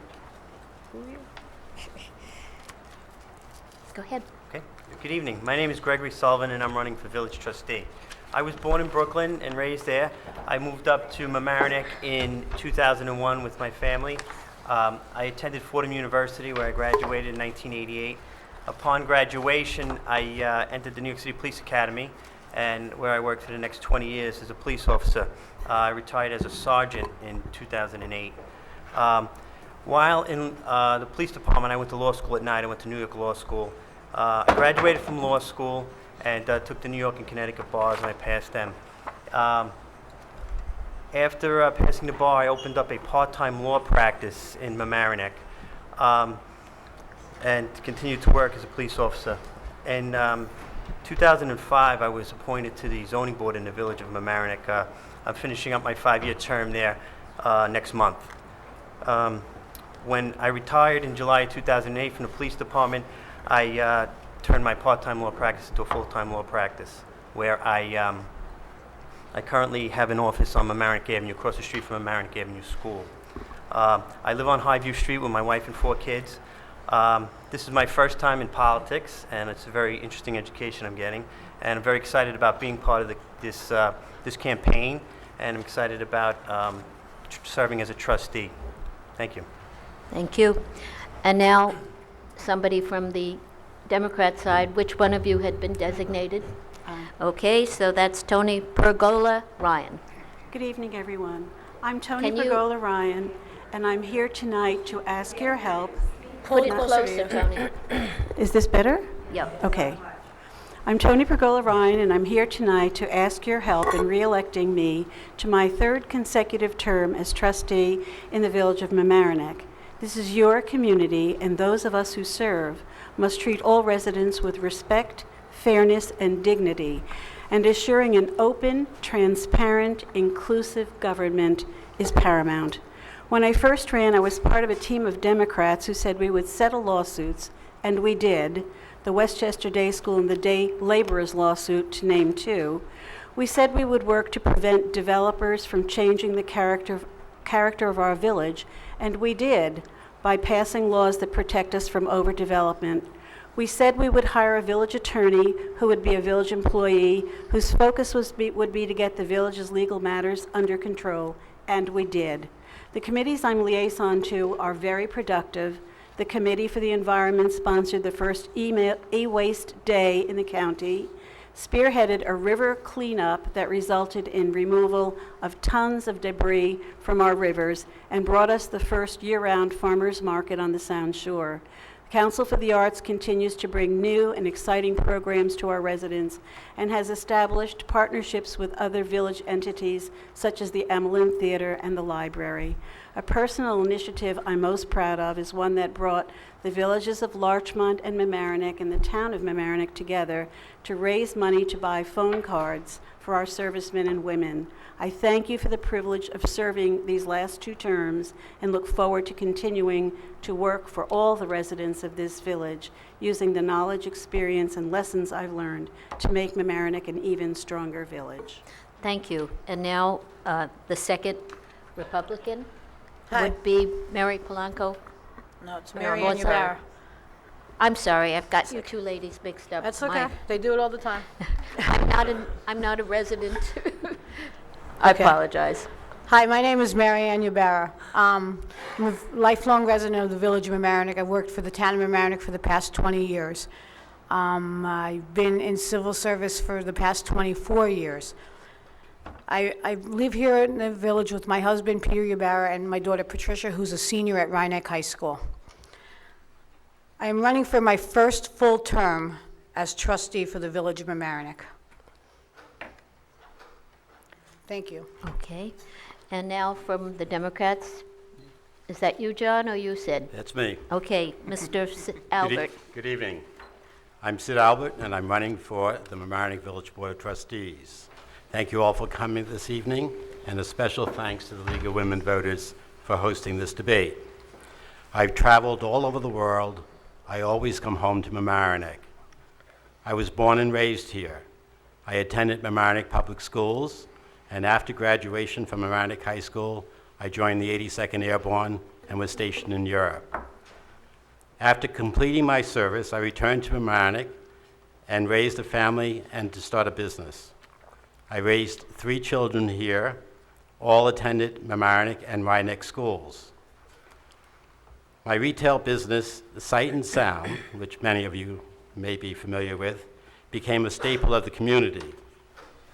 I was proud to be a member of the Chamber of Commerce for many years. I also had a second career in the book publishing industry, working for Random House for nearly 25 years. I've always loved the diversity and the quality of the people of Mamaroneck. It truly is the friendly village, and I've always felt a responsibility to serve the community in whatever ways I could. I served on the library board for 16 years. I was a board member of the Human Rights Commission, and I am presently a board member of the Westchester chapter of the American Red Cross. Now, I hope to serve the community. Thanks very much. Thank you, Mr. Albert. Now, Mary Polanco Vozza. Thank you, and good evening, everyone. From a young age, I learned the importance of hard work, education, and respect. I grew up in a loving, humble home with my parents, who were Spanish immigrants, and my 5 siblings.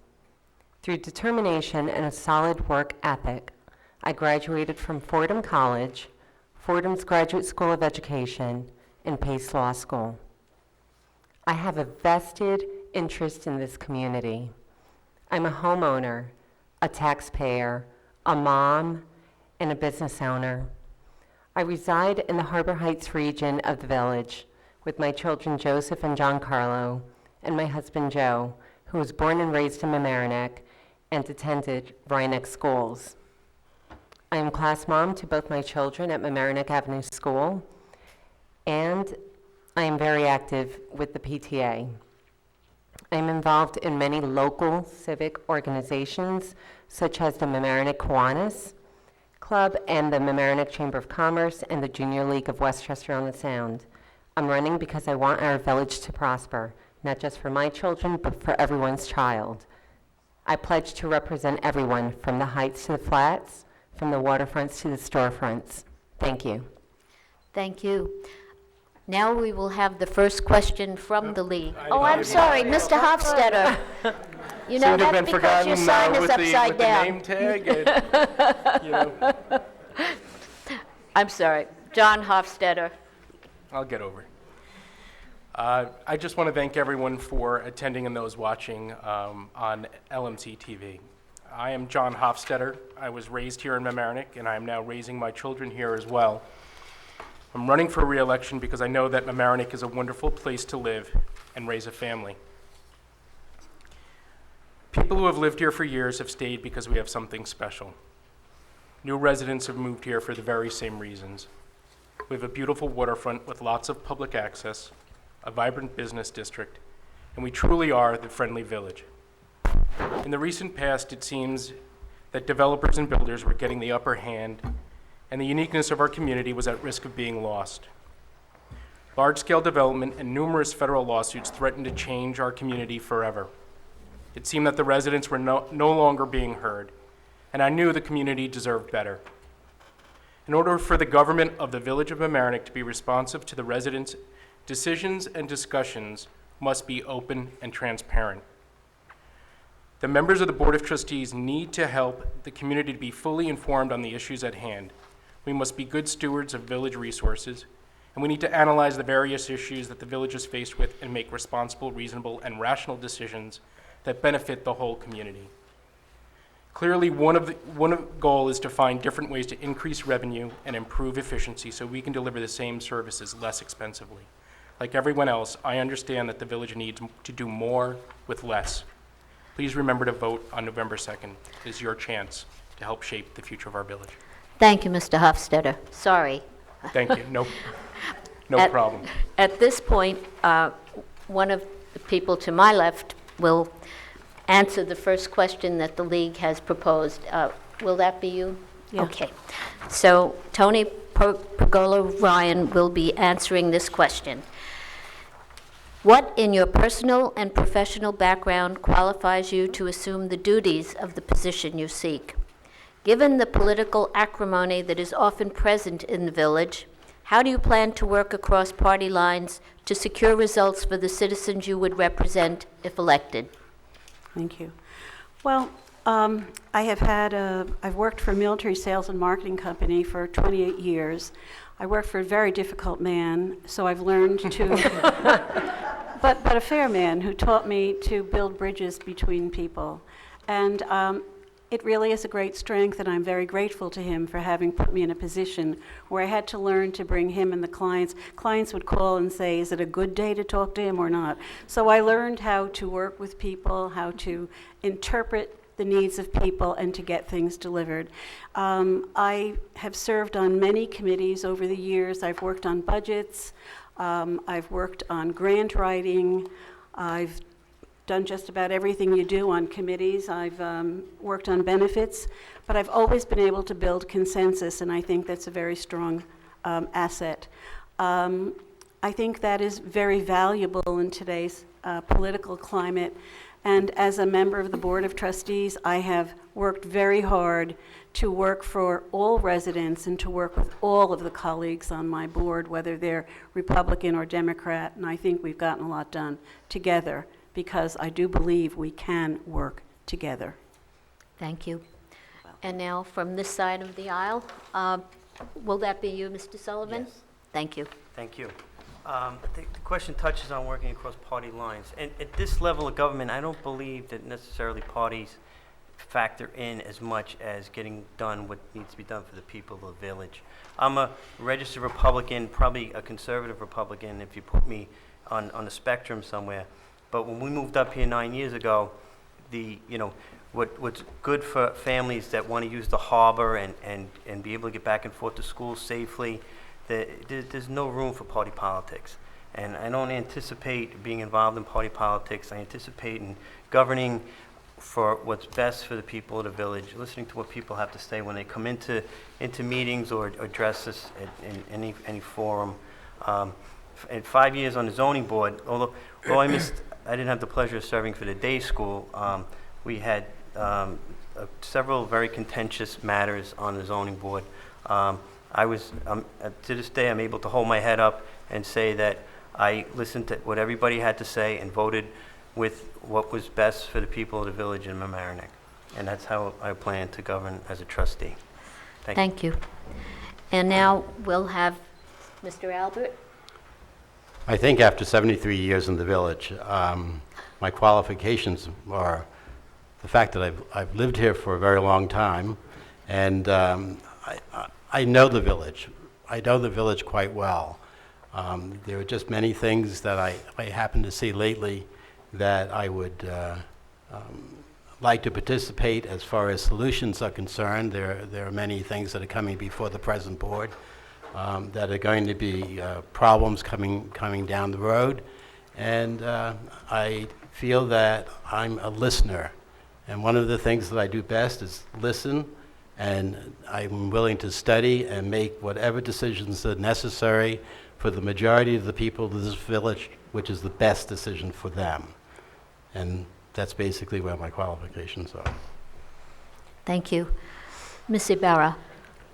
Okay, I think my qualifications of being an assessment clerk for the past 15 years, not only do I have to listen to people all day long that come in, but I have to hear them complaining about their taxes, and yet get them, satisfy them enough where they don't go ballistic, and, they just, by the time I'm finished talking to them, they're calmed down enough, they can go on to their next thing. And anybody that knows me, I don't talk to anybody, but I do. Actually, I do talk to everybody, and I think being a people person, speaking to people, listening to what they have to say to me, be it walking on a street, somebody will stop me and say, "Can I ask you something?" I mean, I never hesitate. I never say, "No, you can't talk to me." It's like, "Hey, what can I do for you? What do you want me to do?" So my qualifications pretty much speak for myself. I've worked for the town for 20 years. Haven't gotten any complaints. Gotten a lot of nice letters written about me, but I haven't, there's nothing that I can say that people don't like me. Thank you. And now, Mr. Hofsteader. Well, I think the personal characteristics or the professional experience that I have that is most important is I've worked in business in New York City for 15 years in the publishing business as an account manager and relationship manager. And one of the most important things about that business is it was relationship based. You had to develop a relationship with your clients and your colleagues and figure out solutions to problems actively together. And I think I do that very well. You touched on the acrimony part of things, and I think what we need to really clear up is I think the acrimony arises when people don't feel that they've had a fair hearing or a fair opportunity to be heard. And I think that's the real issue, is how do we set up an environment where people can come in to the Board of Trustees and at a public meeting and sit down and feel like what they are sharing with us has been listened to and heard. As far as personal experience, going out and campaigning, you bump into people who basically say, taxes are killing me.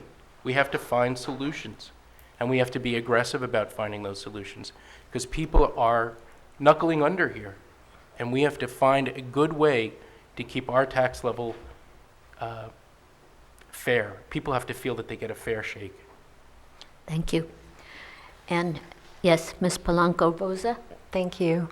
In addition to my 13 years experience as a public and private school educator, I have also taught college and graduate school students at Manhattanville. I'm an attorney, and I've advocated zealously for consumers who have been victims of fraud at the Attorney General's office, and for the rights of neglected and abused children for the Administration for Children's Services in New York City. This illustrates a responsible and caring attribute that I believe this village needs regarding safety and welfare of all its residents. Regarding partisanship, I'm registered as a non-party independent. The acoustics are kind of off here. Yeah. As trustee, I will do what's best for all the people, not a political party or a special interest group.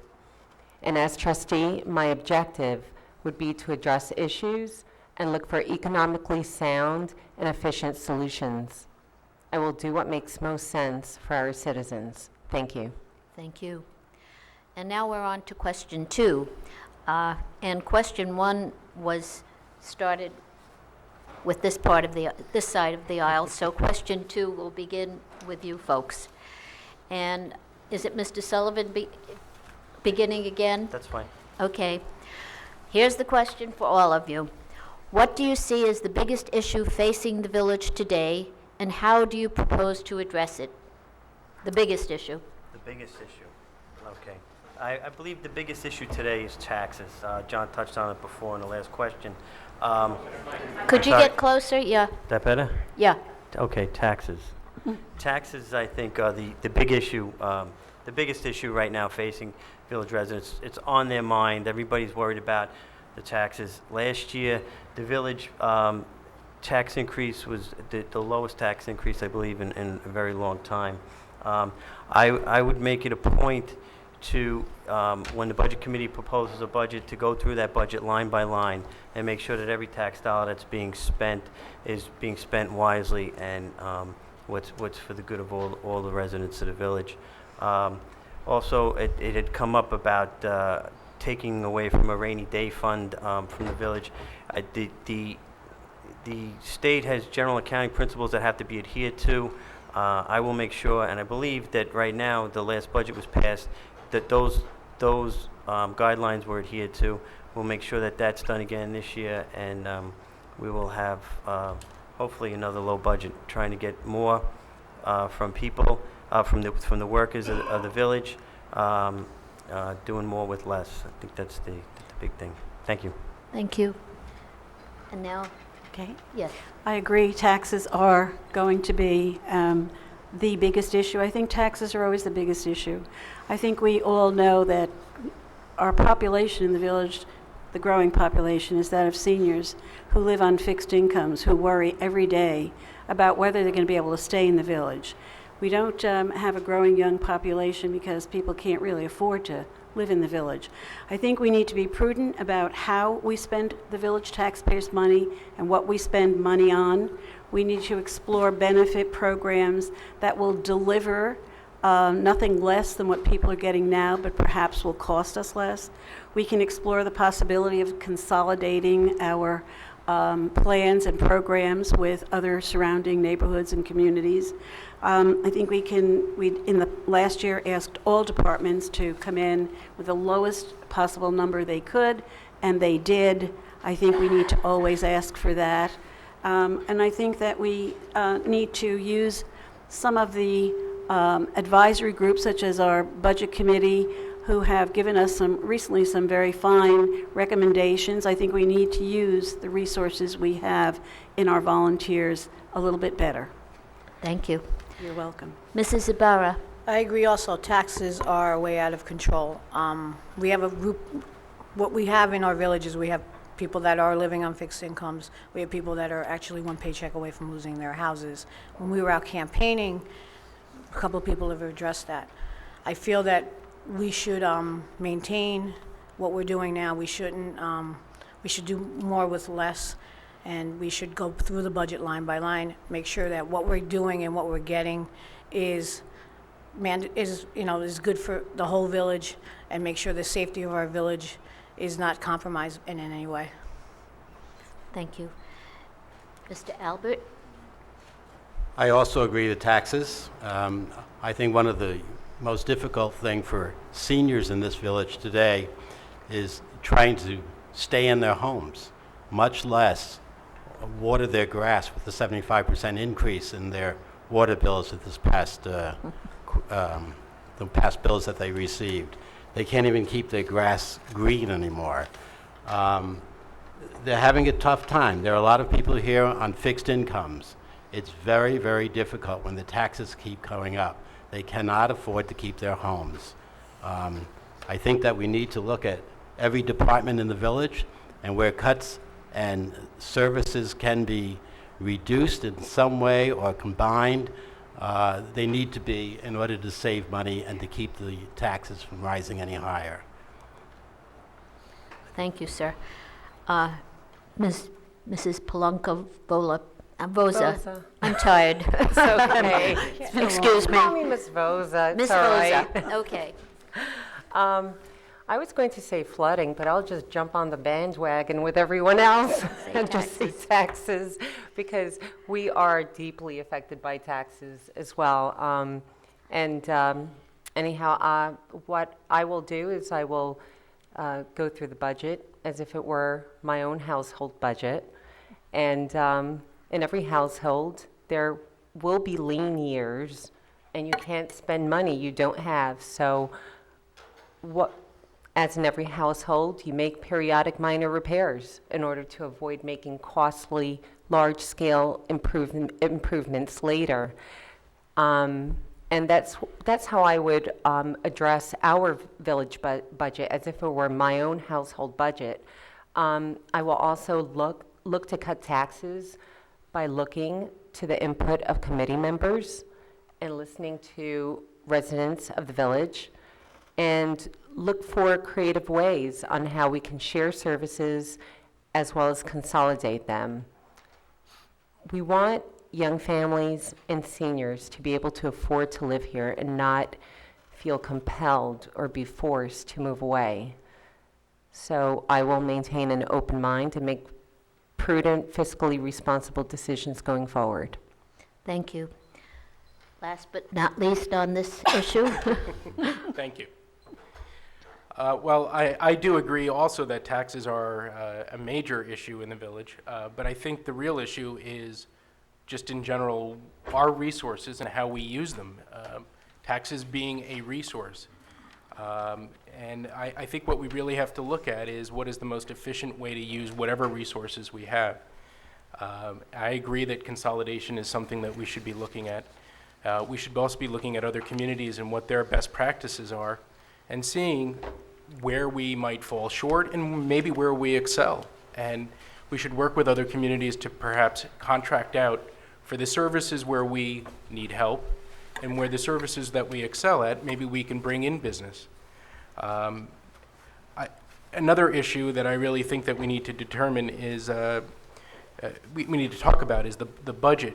Last year's budget was 0.35. It was achieved by basically using a surplus that had been garnered under the previous administration of $1.4 million this past year. So essentially what we did is we spent the rainy day fund, but we don't have a rainy day fund for next year. So you're looking at probably about a 9% property tax increase if we did not cut revenue or we did not use all of the reserve. So those are the kinds of things that we need to start looking at. While the budget committee is very important, the budget committee doesn't supply the budget. They review the budget that the village manager gives. Thank you. And now on to the third question, and we will start with the Democratic side of the room. And this one is one I'm sure strikes all of you. In April 2007, the residents of Mamaroneck suffered from a dreadful flood. Even in Tuckahoe, I remember how awful it was for you folks. The Army Corps of Engineers has been studying the problem. What immediate steps and long-term steps should the village take to assist the residents of the flood zone who remain vulnerable? Well, in 2007, for the first time ever, I had 8 feet of water in my cellar. If we had a few inches over the years, that was a lot, but we had 8 feet of water. And many of my neighbors had water in the first floor of their homes, so I know very well firsthand what the suffering was all about. I think we know that the Army Corps is studying, but I think we have taken lots of steps on our own to mediate some of it.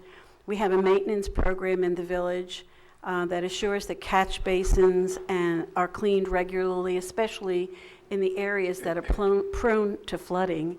I too am tired. We make sure that the dam is cleared before every heavily forecast rain. We make sure that the reservoir is lowered so that our water has a place to go. One of my committees held a very successful river cleanup. We need to do more of that, and we will do more of that. Past boards have been proactive by going to neighboring communities that were building and making sure that we sat at the table to make sure that whatever was being built would not have an effect on our flooding problem. We need to continue to do that. Thank you. Mr. Sullivan? Thank you. I have to say, living on Highview Street is a very advantageous thing during times like that. However, during the floods, I came down the hill and I could not believe what I saw. And I think it's very important that, as Mrs. Ryan states, that we must continue to be proactive. The Army Corps of Engineers, I believe their first meeting back in May, they stated this review that they're doing can take 7-8 years, possibly longer. We must put things in place. Everything that the village is doing now to be proactive, we must continue to do that and continue to support that, including dredging the rivers or the silt and clearing, turns and stuff that where the silt accumulates. But again, very important. While we will welcome the Army Corps' assistance, we must be proactive. Thank you. Thank you. Mr. Albert. I agree with everything everybody said so far. I truly feel that one of the most important things is to make sure that all of the surrounding communities, that we attend their meetings, we look at whatever they're building, we have a say, because whatever they do affects us. Everything washes down to Mamaroneck. And I think that we need to make sure that we take into consideration if White Plains is going to build, a 25-story building or whatever, where there are going to be lots of apartments and lots of people, I think we have to have something to say about that. I think we need to do that in each of our surrounding communities where the water all comes down to us. We need to continue to be proactive in regards to whatever dredging that needs to be done to our rivers. I think they're doing a great job in the old Larchmont Duck Pond, and I think that's going to help a great deal. The Corps of Engineers, yes, they're working, and it's going to be quite a few years before they come up with any kind of solution, if there is a solution to be had. That's all I've got to say. Thank you. Mrs. Ybarra? Hi. Well, I too suffered flooding in 2007. I got flooded twice in 6 weeks. First wasn't so bad. The second one was 18 inches into the first floor.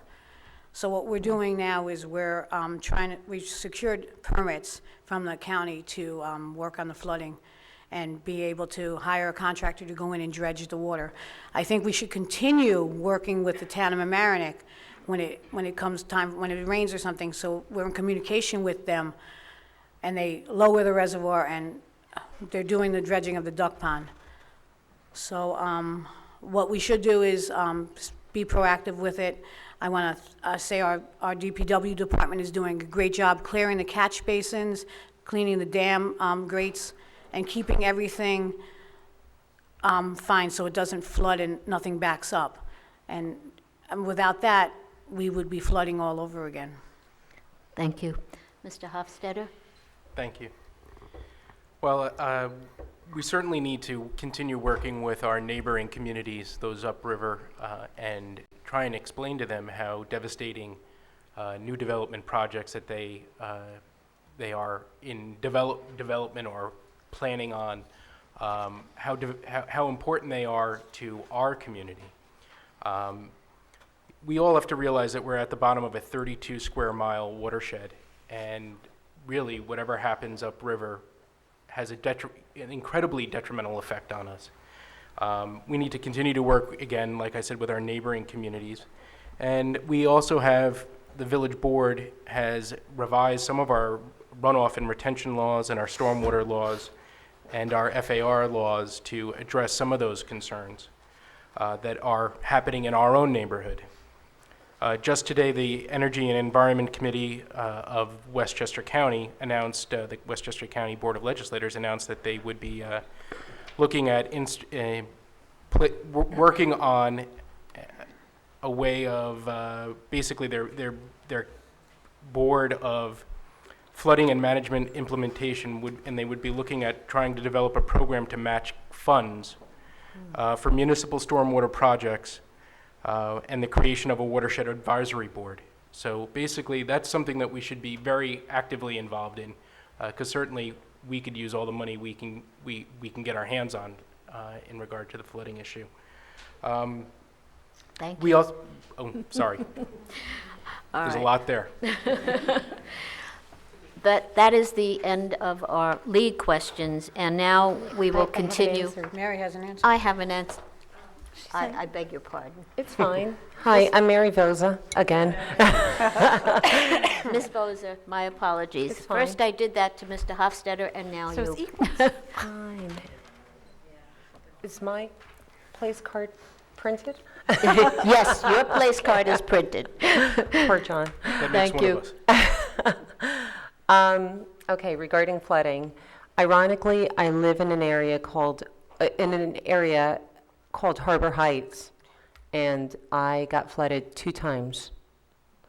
I lost all of my childhood memories in the first flood.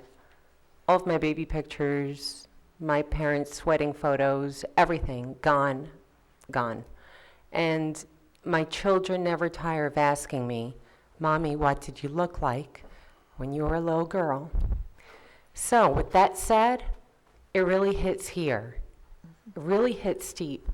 And I really empathize with our fellow residents when I see them lugging furniture out onto the curb, when I see people crying, when I just see plain devastation. Our current board has done a fine job of getting onto business. Our current board has done a fine job of hiring a dredging contractor, and this dredging contractor pledges to maintain the storm drains and remove the debris, repair the embankment. But I'd like to take it a step further because I don't think we should wait for the Army Corps of Engineers. We need to encourage input from our local architects, contractors, engineers to step forward, give us input, enlighten us, guide us, help us in how we can break through this issue, troubleshoot it. Now, our village is not the wealthiest, it's not the largest, but it's our community, and I am running to protect our community. Thank you, Ms. Vozza. And now on to questions from the audience. This one is from Irene McConnell. Would you raise your hand? There you are. And also, similar questions were given by Elizabeth Sanger. Thank you. And Shauna Keegan. All right, you 3 ladies have asked the question, what is your vision for the future of Harbor Island Park? Would you take steps allowing private enterprise expanding to take up 25% of Harbor Island Park? And what plans are under consideration for expanding sports activities? So this one, we will begin with this side of. Okay. When my family and I moved up here, one of the main attractions was Harbor Island Park. I have 4 children. We're down there on a regular basis. We couldn't believe that that's our front yard. When we go down there, you're playing soccer, and you got masted sailboats going out on either side of you. It's really, especially coming from Gravesend, Brooklyn, it's pretty cool. But with that being said, as trustee, that would be a very high priority for me to make sure that that park is protected. I don't know all the details about sports time and how that's going to play out. However, I understand that the village a few years back entered into a contract with sports time. I haven't seen that contract. I don't know what it permits them, doesn't permit them, what rights it gives them, what rights it doesn't give them. However, with that being said, with my skill set as an attorney and my guile as a retired policeman, I will do what's necessary to make sure that contract is the best result that we can get for the kids of this village and the families that use that park on a regular basis. Thanks. Thank you. Ms. Ryan? Yes. Well, Harbor Island is a club for many people in our village. Not everybody belongs to a private club, and for those people, Harbor Island is their club.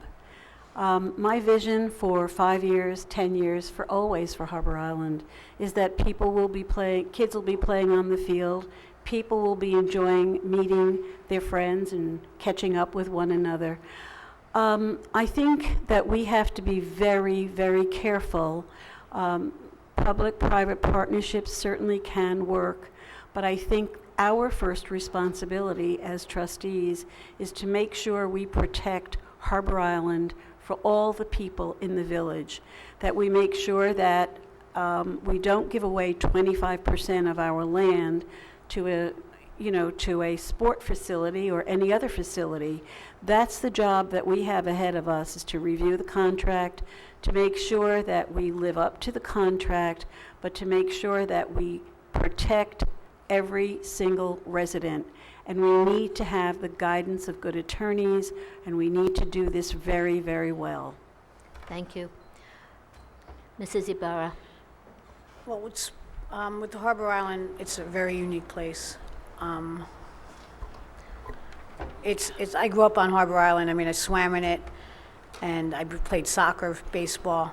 So it's going to take a lot of, planning to make sure what's going to be put there or what's going to happen there is going to, benefit everyone in the community.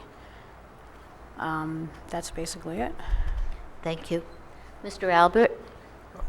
You can keep on saying, we're saying the same thing over and over. We all believe that Harbor Island is probably one of the greatest jewels that we have here in Mamaroneck. And I think we all want to protect it, and we're going to protect it in every way possible when it comes to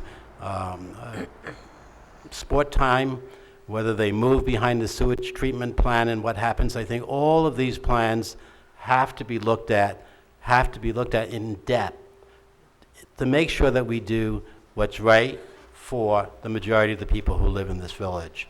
And the majority of the people in this village look at Harbor Island as their club. And we need to do whatever we can to protect all of our open spaces, and Harbor Island being the major one.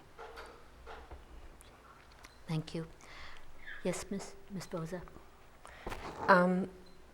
We all know that Harbor Island is the jewel of Mamaroneck. The question that begs to be answered is, who would auction off their most precious jewel? Doesn't make sense, does it? I want my children, I want everyone's child to be able to play freely on the fields. It should be accessible, utilized, and enjoyed by all residents. It's a place for everyone to enjoy. Unfortunately, regarding sports time, contracts were drafted. Now, I don't know the terms or the specifics of this contract, but as an attorney, I know that we may be locked into certain terms on these contracts.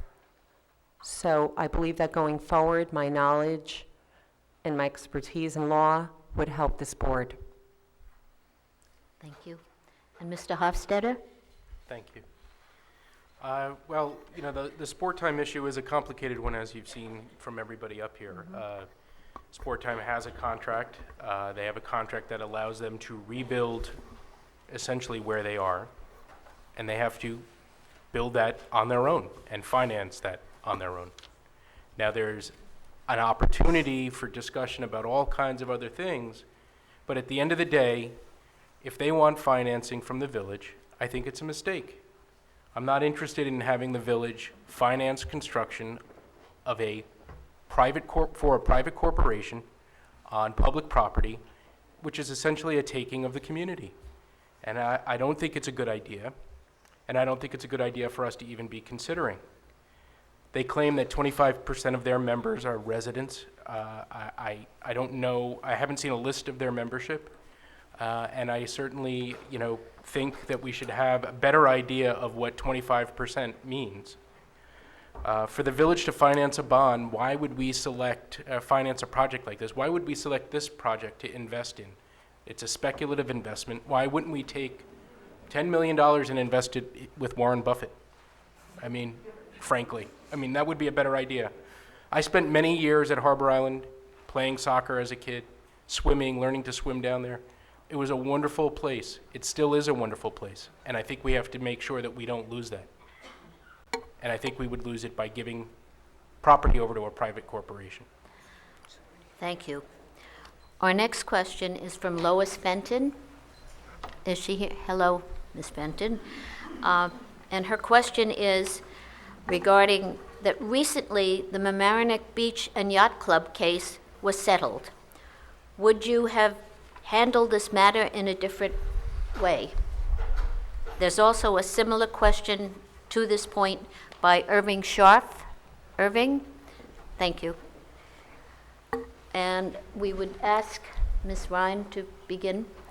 Well, I think that the stipulation of settlement for Mamaroneck Beach and Yacht Club was perhaps one of the worst handled lawsuits that we've ever seen.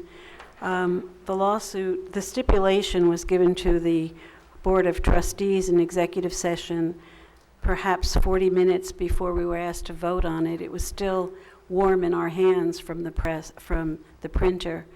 We had no time to review it. We had no time to ask questions. And even worse, the residents had no time to weigh in really on what was going to happen to the character of the village of Mamaroneck. If I were to do it differently, I would make sure that we had proper counsel, that our counsel fought for us instead of telling us that the judge wants a decision tomorrow. I really do believe that perhaps to have said this is too big a decision for us to make overnight, it would have helped if our attorney had said, we need a week, we need some time. I would have made sure that it was a complete document and that the board was given that document with time to review it, and that it was put on the internet and residents had time to review it, and then that would have been a fair way to proceed, but it wasn't done that way. I would have done it completely differently. Thank you. Is there anyone that would like specifically to speak to this issue, or shall I continue in the rotation that I've had from your side? Same rotation is fine. Okay, then Mr. Sullivan. Okay. As to the part of the question, would the matter be handled in a different way? The appearance of having it slapped down in front of the trustees at the 11th hour to be before the judge the next day, the appearance there, it was kind of shaky at best. However, this matter's been before this community for 6 years at least. 4 years and two matters at the zoning board alone. We had rooms filled every time that matter was on the agenda. The community had a tremendous amount of input. I can't speak for the behind-the-scenes work of the attorneys. I know Mr. Silverberg worked on it. He was the attorney. He is the current attorney for the zoning board. He's one of the most well-respected land use attorneys in New York State. He teaches CLEs on a regular basis regarding this type of matters. I don't think that he would have lent his name or his expertise to this matter unless he was on sure footing. My understanding as an attorney that judges ruled consistently against the village, and we have to be aware that if we continue to pursue matters that we keep losing in the courts, it could expose us to multi-million-dollar settlements. We've had that in the past, and I think it's important that the appearances should be as best they can, but sometimes it just doesn't work out that way, and I think it's important to understand that we have to do what's best for the village. Thank you. Thank you. Mr. Albert? I don't think that in any way we should capitulate to any stipulation or group of lawyers who put something down in front of you and say you need a decision. I think every document, every stipulation should be studied at least before you're asked for a decision. I think that when an individual who has spoken before the Supreme Court comes before the village board and says that to give somebody 30 minutes to read a stipulation with all kinds of, with not all of the exhibits attached and everything is unheard of. And the board absolutely discounted anything that he had to say. It was, I think, done in a manner that was not really above board. I'd like to pass a comment. Yes. This fight's been going on for 6 years. It's cost the residents at least $400,000 in money and legal fees. It's, Steve Silverberg was also the lead attorney on the Westchester Day School. The only thing my opponents are complaining about are procedural, not on the results of the settlement. So I just don't understand. We were discussing this for at least 9 months. when I first got on the board, we had many work sessions, and we met a few times with the beach club's architects. So I don't know where they're coming from saying that they weren't aware of anything that was going on or what was in the stipulation. I mean, I was in the room with them. So that's my only problem with, and I wouldn't do it differently. Thank you, Ms. Ybarra. Mr. Hofsteader? Well, I'm going to take a little bit of an exception to what Ms. Ybarra just said. I actually asked the village attorney for a list of the terms that they were working off of when they were negotiating this particular issue, this settlement that we knew was happening, and I never got a copy of that. So it seemed that until the stipulation was handed to us, we never had a final list of what the terms were as far as what the agreement was going to be. And I find it interesting that we're here talking about this when, frankly, the majority of the board, the people who voted in favor of the stipulation, could have released the stipulation, waited 24 hours, and voted in favor of it anyway. So you really didn't give the community the opportunity to review the document in an appropriate forum. And I've been through this before. I've been part of a crew that settled many of these lawsuits. And we did it in a way that was procedural. We shared the information with the public, and then we settled the documents. What I really find interesting is that you mentioned the $400,000, but that's been going on over a number of years. That's not 6 years. Recent, yeah, right, 6 years. So, and it was a lawsuit that was initiated under a previous board, correct? Yes. Okay. All right. Ms. Vozza? I just want to punctuate that I wasn't sitting on the board at this time, but what I can promise you is that if elected, I will listen to all the residents, read all the facts of the case, and make an informed decision that's in the best interests of our community and its residents. Thank you. We have a further question on this issue, and this is from Norman Rosenbaum, I believe. He's the mayor of the village of Mamaroneck. Okay, the mayor. You think that's Okay. appropriate? Okay.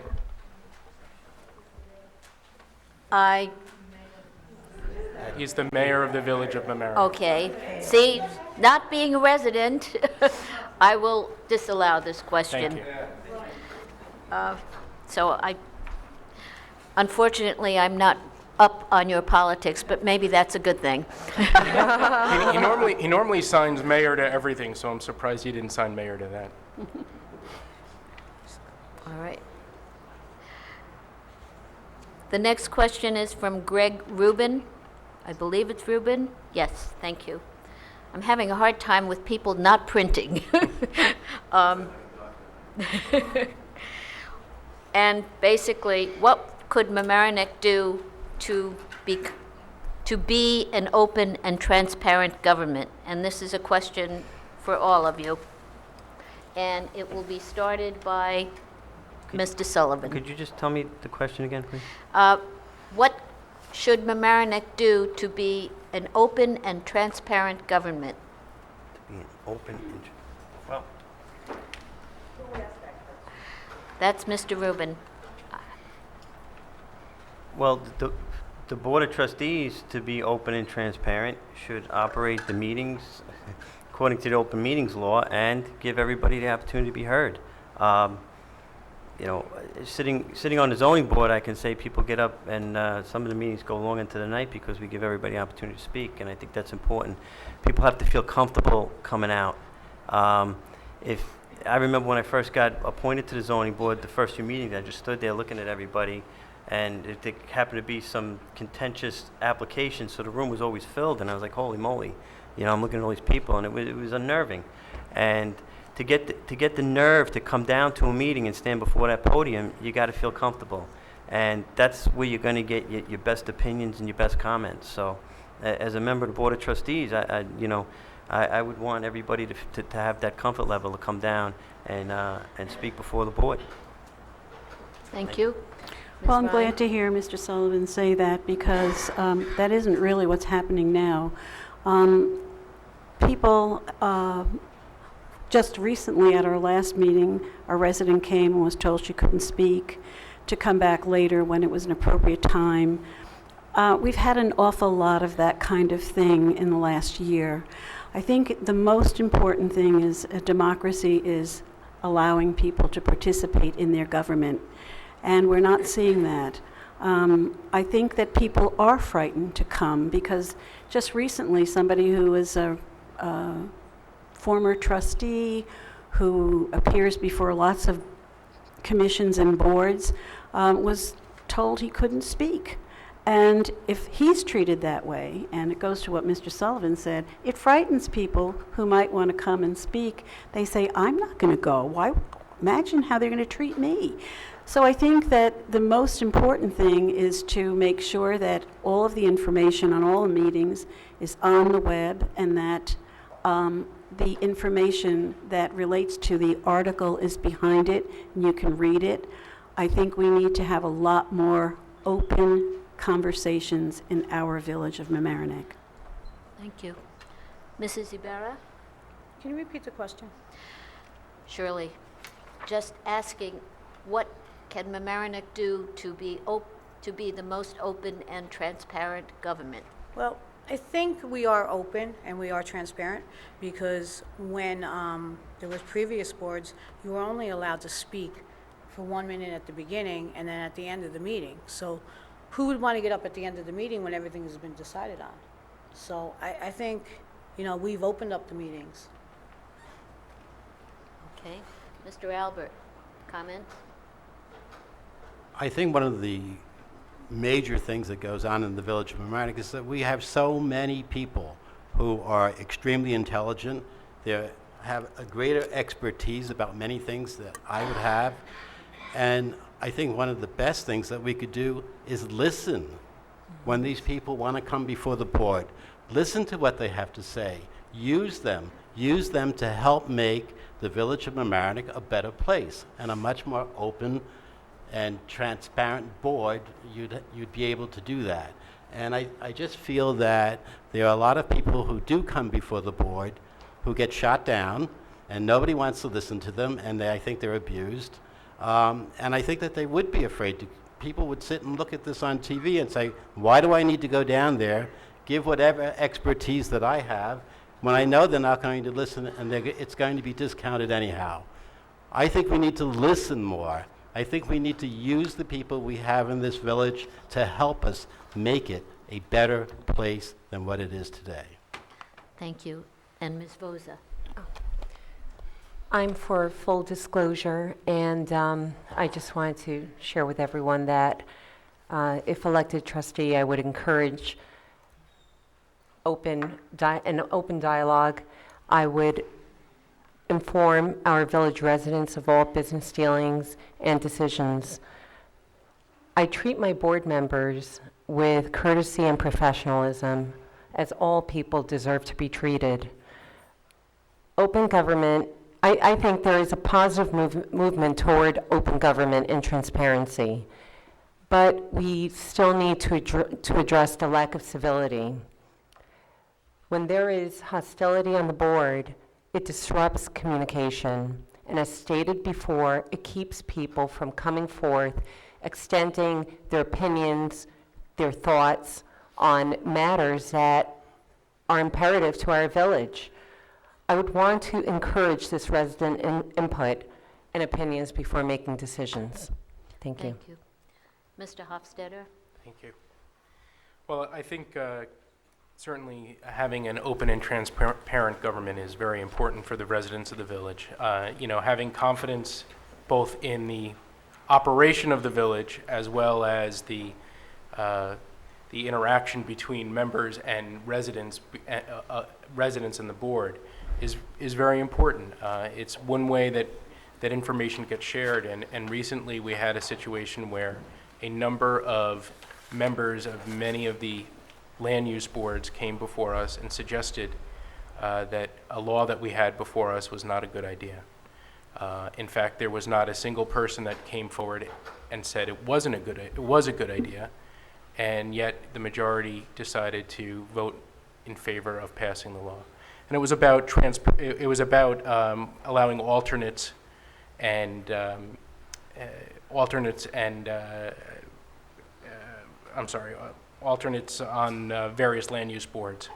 And I think it's just very disturbing when we ask for why this law came before us, there's not a clear or coherent reason given for raising that issue in the first place.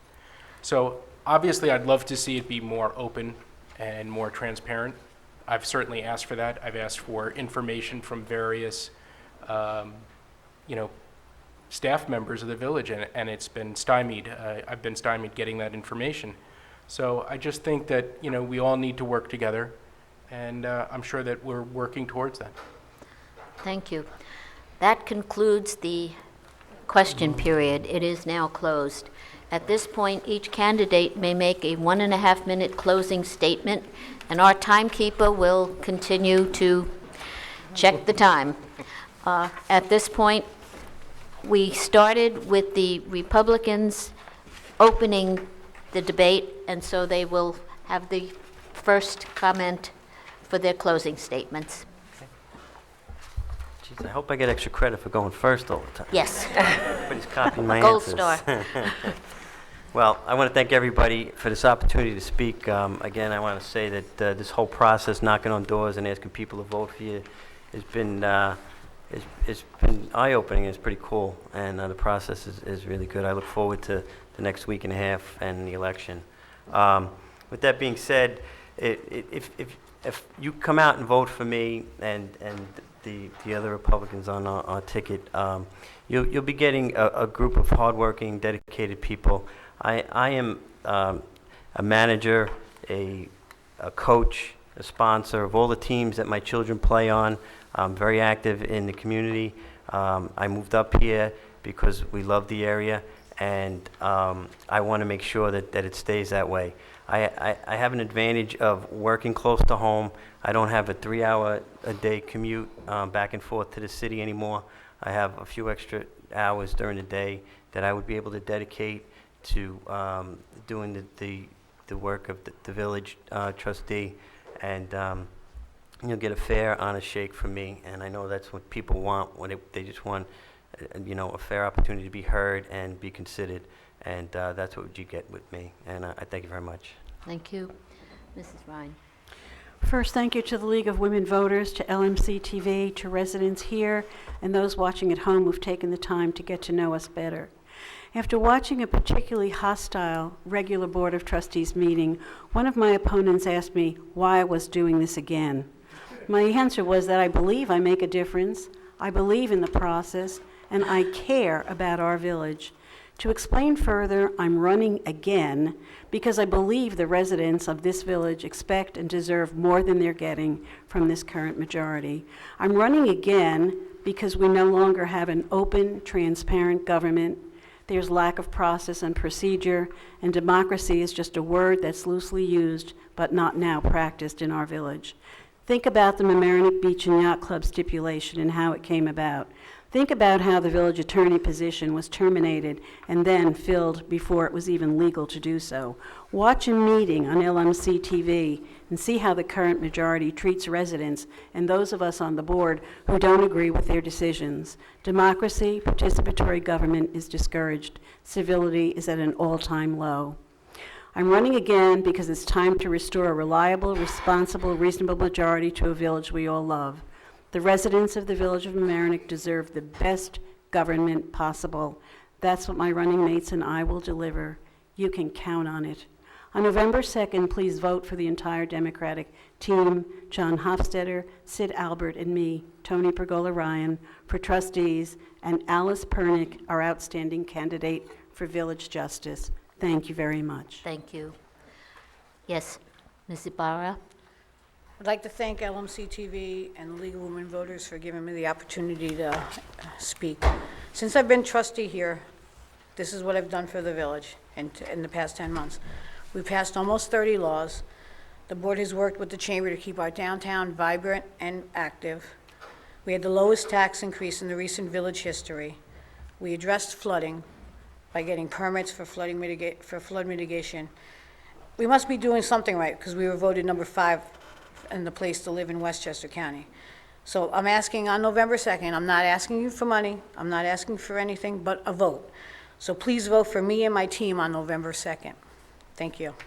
Thank you. Mr. Albert. I want to thank LMC-TV and the League of Women Voters again for hosting this debate, and all of you who came out this evening to hear more about some of the most important issues. Toni, John, and I are on the same page. We want to work for the interests of the entire village. We want a government that's fair, open-minded, rational, and reasonable.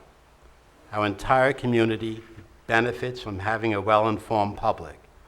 It's our responsibility to help the public be and stay well-informed. For example, the village has a website where the public can post their comments and concerns. Not enough people are aware of this. We want to make the website a useful forum for concerned and responsible citizens, where questions can be posed and answered for the entire public to view. The meetings of the Westchester Joint Waterworks are not televised, and they should be. Their annual financial audits have not been published since 2005. That information should be updated and made available to the public immediately. We need to listen with more open minds to experts on various issues who come before the board to present their views and their help. If you want true transparency, true cooperation, and true change in our community, I urge you to support just me, but not just me, but the entire Democratic slate. Me too. Toni and John included. Thank you. Thank you, Mr. Albert. Yes, Mrs. Vozza. Thank you. If elected, I will bring an independent view and open mind to this board. I will listen to the opinions and concerns of all residents and make informed decisions that are in the best interest of the community as a whole. I will take a fiscally responsible approach to the budget so that young families and seniors can afford to stay in the village. I will ensure that our public safety continues and listen to the needs of our police department and volunteer fire department to help make that happen. I will do my best to make sure our public services continue to satisfy our residents and community needs. Regarding flooding, I would seek ways to improve water flow through dredging and basic and routine maintenance. If elected, I will bring independent leadership and integrity to this board, as I'm a registered non-party independent, and make sure that adequate attention and respect is shown to all board members, village employees, village volunteers, and residents, regardless of the forum. In sum, I'm asking for the opportunity to represent all of the village residents. I'd also like to thank the League of Women Voters, LMC-TV, and our village residents for hosting, for the League for hosting this event, but everyone else for giving us the time. Thank you so much. Thank you. Mr. Hofsteader. Thank you. I want to thank the residents of the village of Mamaroneck for putting their trust in me. I also want to thank my family for their support and understanding both during the election season and throughout the year. See you guys out there. The challenge we face is to keep our costs down while still supplying the services residents want and need. As a member of the board, I will continue to explore ways to manage the tax burden. I encourage residents to attend the Board of Trustees meetings and share their ideas on how we can save money. When I was first elected, my term began by addressing 3 major legal issues: the day laborer lawsuit, the Westchester Day School, and the police department lawsuits. The learning curve was steep, but I took my responsibilities to the community seriously. I realized that lawsuits have consequences that will last for years. The current majority's methods for settling the settling of the most recent Mamaroneck Beach and Yacht Club lawsuit without reviewing a complete document is more than unfortunate. It is unfair to the residents who have chosen to live here primarily because of our commitment to our 30-year-old local waterfront revitalization program. There was no discussion or analysis with our attorneys about how the stipulation could impact the development of other property nearby and the character of our village. Many people in the audience tonight, both here and watching at home, need to understand that the direction the village takes is dependent on you. I hope you can see that it is important to have a responsible and rational village government. And Sid, Toni, and I will provide that to you. Thank you. I want to thank all of these fine candidates, and I want to thank the moderator and the candidates, the town for providing all the services, LMC-TV and the other media. And just remind everybody that November 2nd, the polls open from 6 in the morning to 9 in the evening. If any of you did not vote in any of the primaries, you may not be familiar with the new voting machines. There is material outside on the table. I hope there's still material left for you on how to use the new voting machines. Don't be intimidated by it, but just know that the lever machines are gone and there are new scanners in. So, we do have materials, and voter's guide is out there. And thank you all very much for coming. It's been a long night. We appreciate it. thank you. Vote. Hi, Valerie. Nice to meet you.